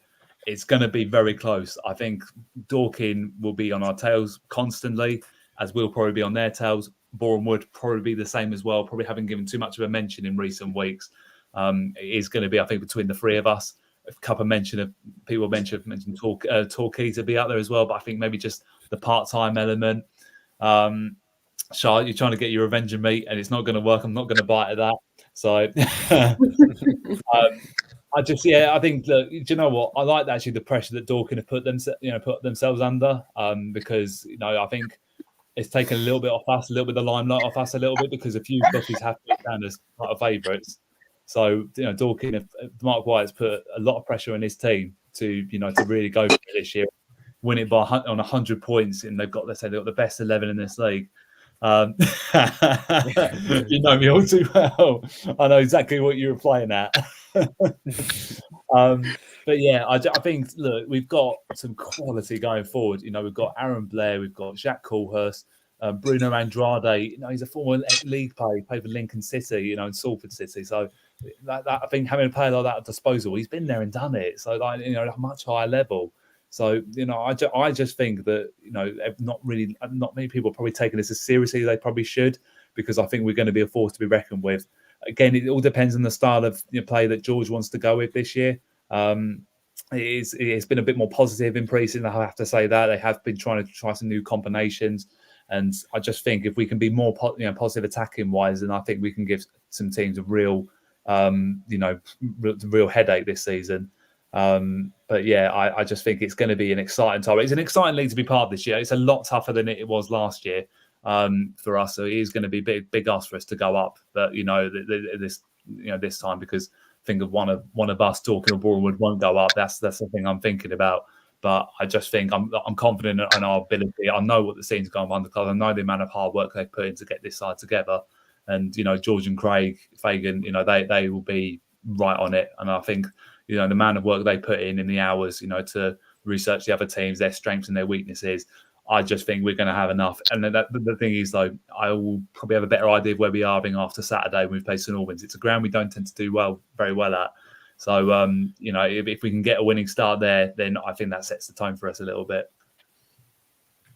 There we go, and it's clearly a swing it looking like between Maidstone and Dorking with all the predictions. Of course, Mark White's given it the big uns, no doubt, in the preamble about where he thinks they're going to finish. Mr. Lucas, question for you, Ben: how do you feel that the new promoted sides from the National League South will do? I think I've always said I think the dark horse this year is going to be Hornchurch. I think the investment they've put into their side, players they've kept hold of from their title winning squad from last season. They've brought in the likes of Darren McQueen, Angelo Balanta, players that are good enough probably for National League football. So I mean, Balanta I think is 34 now, but he has a lot of experience under his belt. And Darryl McMahon, he's capable of winning the promotion at this level. Maybe it might be a year too soon for them, but I can definitely see them being in and around challenging the playoffs. It really wouldn't surprise me if they were up there with us. I do think a lot of the sides will maybe struggle this year. Salisbury's a bit of an unknown to a lot of people at the moment. I think a lot of the few podcasts I've looked to see where teams will finish. I think Salisbury's sort of the unknown to see where they'll go because they haven't played at this level for I think 10 years now. I think something like that. So again, they'll be quite new to it again, and they'll have to get themselves up to scratch with it. So I don't know. I think there may be a relegation battle possibly, but again, their supporters will be able to tell me better about where they are with their squad. Chesham, we know what they're all about. We played them last year in the FA Cup, and they're a good team. I don't think there'll be no pushovers. Don't get me wrong. I don't think they're going to be in and around playoff area. I think they will be flirting with relegation maybe, but I think they've got enough about them. I think they'll get results at the right time to keep them up. And I think they've got a good support base as well behind them. So I think they'll do okay. Thinking the other promoted sides that have come up now, I can't remember the top of my head now. There is another one, and I can't remember who it is now. That's going to kill me now. I'm going to have to look this up. Bear with me 2 seconds. This is the thing, I don't even know my own league, and I'm already forgetting everyone. I think there was the free one. Forget about him next season when he gets promoted. Of course, Enfield, I put him in my relegated. So Enfield, there you go. They've already gone. They've already gone in your mind. That's what it is. I think because they've lost their top striker this week, Marcus Wiley, to Gillingham. I think that's a big blow for them because they thought 20, 25 goals for him this year may have kept him up. But I think because they've lost him now, I think they're going to struggle to replace the goals. So I think a lot of the promoted sides may well struggle this year. But I probably think out of the four, obviously I've put down to go relegated. I think Enfield will be the only one to go. I think the others will stay up, but Hornchurch I think will be the side that I think definitely won't be there to make up the numbers. I think they will certainly give it a good go, and I think with the momentum they'll have and winning the league last year, I could definitely see them getting in the playoffs. No doubt about it. Don't think they'll win the playoffs, but I think they can be right force this year. And almost a bit like what we were saying earlier. I think League One, a bit like what we were saying with Stockport, they could be like the spoilers, of this league. I think they've got that capability to do that. It's a ground we don't tend to do very well at, so I'm not looking forward to going there because my last memory there was a behind closed doors FA Trophy last 16 game where it was the most crazy game I'd watched for such a long time. We lost 5-4. We took, it was a crazy game, 1-0, 1-1, 2-1, 2-2, that sort of thing. And they scored the 97th minute down there, and it was a bit of a heartbreak because that was our last game before we didn't see the players again till August because obviously that's when the league finished for us. That was a bit of a downer. So we need to put the rights to the wrongs on that because a few of their supporters have still got that over us. So promoted sides this year, be interested to see how they get on it. I say it's an open league, and a few of them are capable of causing a few shocks in there. Certainly will be. We've got some quality names in there. As Josh says, every time you subscribe, a Tonbridge Angel gets its wings. So there you go. They can go down. My heart said to put them down, but I thought, no, they're not going to go down. Let's be honest. So, not many people fancy Truro City though, do they? No, because to be fair, I'd completely forgotten. I think that John Askey's gone in there now. And, again, he's a manager that's done it at a much higher level. So he's won the National League with Macclesfield and, with the resources he had there. And I think the thing I've heard today, I think they brought in a few players from York City, I think. So, again, I might have had that completely wrong. But, I just think it depends how it all goes because obviously now they've moved into a new stadium. They may have that momentum behind them now. I think they can really kick on. But again, a bit like what was their situation last year, if they can keep that pitch, nice for them, and not having to play the amount of games they had to in such a short space of time, then maybe they do have enough to stay up. I just maybe think that players down that way, particularly clubs like Truro part time, it's hard to attract players, and I just think that they may not have enough, and I don't think they've got enough around them because a lot of them now that Torquay have gone part time, a lot of the big part time players will want to go there. Because they've got more of a project there and it's more of a catchment area for them. So I just think they're going to struggle. Weymouth have been sort of a nothing team the last sort of couple of years. They've been in and around relegation as well, 15th, 16th. I think Mark Mosley's gone back in there now, but I don't think they're going to have enough to stay up. I don't think they've got enough quality. But again, it may well be they might give it a good crack for playoffs possibly. It's a league. It's hard to predict, to be honest. For relegation this year because I think every year we always had our certainties, but this year's actually been quite hard to predict. I've gone with Avery mainly because a bit like with Peterborough Sports, obviously Now I know it's third season they're in, but for only being their second season at this level, I think they're going to struggle. They've lost a lot of their key players this year, to other higher clubs. We've taken Arj Krasnicki off them, as a massive workhorse for them in that midfield, and a player I was very impressed with last year. Danny Scopes, I think the only, if they can keep hold of him this year, then they may stand a slim chance of staying up. But I just don't think they're going to have enough. I think they've enjoyed, a great first season in the National South. They got in the playoffs. Obviously, it took us to score a last-minute goal to beat them. They're a good side. They're a well-organised side. And again, I think they'll still have that. But it's going to be the quality going forward for them. I don't think they're going to score enough goals. They may be hard to break down defensively, but scoring goals might be an issue for them. So that's what put them down. But yeah, it's a tough league. It's a tough league this year to be involved in. And the four that go down, I think they could see them coming back up because it's that strong of a league this year. And yeah, it's certainly one to be looking forward to. And it is seasons like this you relish, in like the National South. It is going to be, I think, to be honest, whoever goes up this year, I think can make a name for themselves in the National League. Whether that is us, Dorking, Bournemouth, or anyone else in the league, I think that they may well stay up. But it's a tough league, and it's an unforgiving league as well. So that's the thing. We've got to be on our guards as well, because if we don't get off to a good start, then pressure starts to build in us again. And there's some teams out there that can cause us some issues, not just Dorking and Bournemouth. There are other sides out there that have spent money this year, and that would have been probably putting their mark, stamp on the books to say, look, it's our year. We're going to do well in the National South. So yeah, I'm all for it. I'm looking forward to the challenge. And it will kick. We're kicking off in Saturday, so I'll be in to see how it all sort of pans out in the opening weeks. There we go. It's going to be a tough league, and we will be following it every week. Every week now, North and South are going to be followed every week on the Absolutely Lower League podcast. And I think we've all done so brilliantly well to maintain. We're almost on the 3-hour mark. We've done some fantastic on the predictions. Thank you to everybody for sticking with us, for staying with us in the chat, on the pod, everywhere, keeping us in there. We'll get away now because we've got a big weekend, everyone ahead of them. With games to go. Optimism is absolutely flying. So, I'm excited. It's like a kid at Christmas. This is it. To be fair, Sam, you've got the Community Shield to look forward to. I'm extremely excited for that. I'm very excited because I've completely double booked myself and I won't even be watching it. So, it's, which may be for the best when I look at the team availability. So, it's the good thing with the Community Shield is if you win, you can dress it up with the biggest trophy in the world, and if you lose, you don't care. So, you can go one or two ways with it. Glorified friendly. Yeah, this is it. That's all it is. That's all it is. But if you want to catch the optimism and follow these guys following their teams, where can everybody find you? Rebecca, where are you? Rebecca Undershores, I've nicknamed you now. Where can we find you? You can find me at Aki screaming for Seb Quirk the whole season. But no, you can find me here, my Twitter and TikTok, which is _Rebecca_Sharp_, and then any of my F1 content can be found with Girls in the Grandstand along with Jen.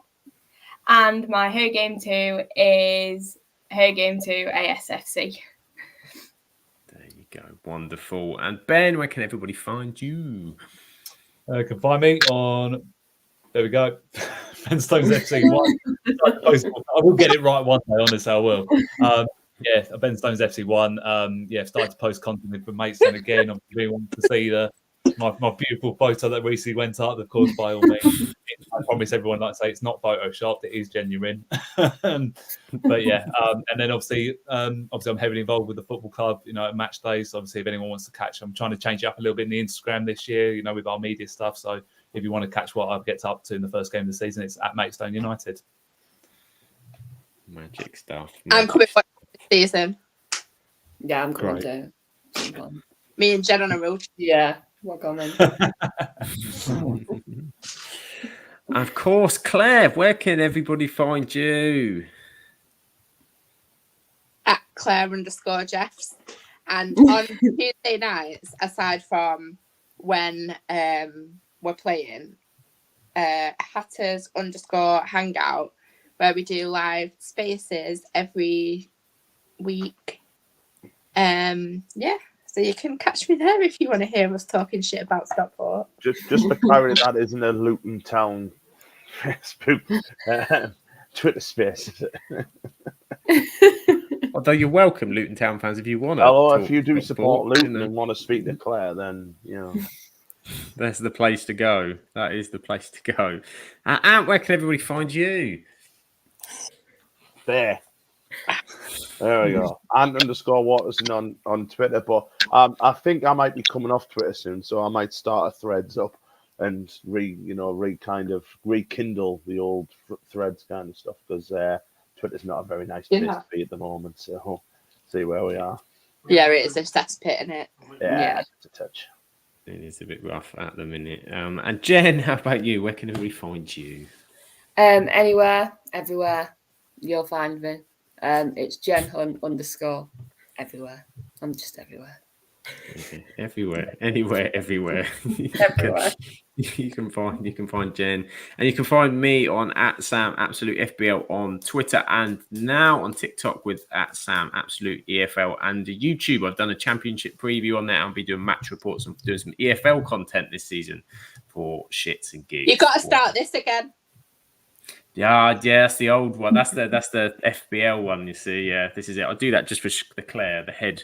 I love it. I'll have to start doing it on the podcast, I think. Just a slow, little niche beginnings. I love it. I was like, Sam, where's I know. I got told off on my old channel when I did that. So on the new one, I was like, I can't even start it because Claire's going to be on me every week. Every week, forgetting to do it.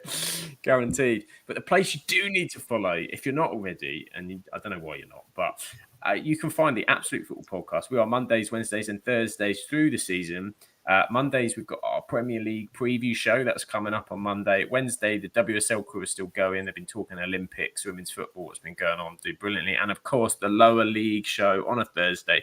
Rowdy Rabble. Shah will be back next week to take you through all what's happened at the opening weekend. So you haven't got to listen to me, and you've got Shah back. You can follow us on X @AbsoluteBallPod, which is really Twitter, but we don't know what to call it anymore because it is getting more the cesspit by the day. YouTube @Absolute Football Podcast and Twitch as well. TikTok @Absolute Football Pod. Instagram and Threads Absolute Football Podcast _. And we don't know what's going on with Facebook at the minute. They're changing all the rules, but we are Absolute Football Podcast on there as well if you do want to check us out. Magic. Thank you to you. Thank you to everybody who's in the chat. It's been fantastic having you in. We hope you enjoyed it. Big season ahead, full of optimism, and may the goals forever be in your favour. Catch you next time. Bye-bye.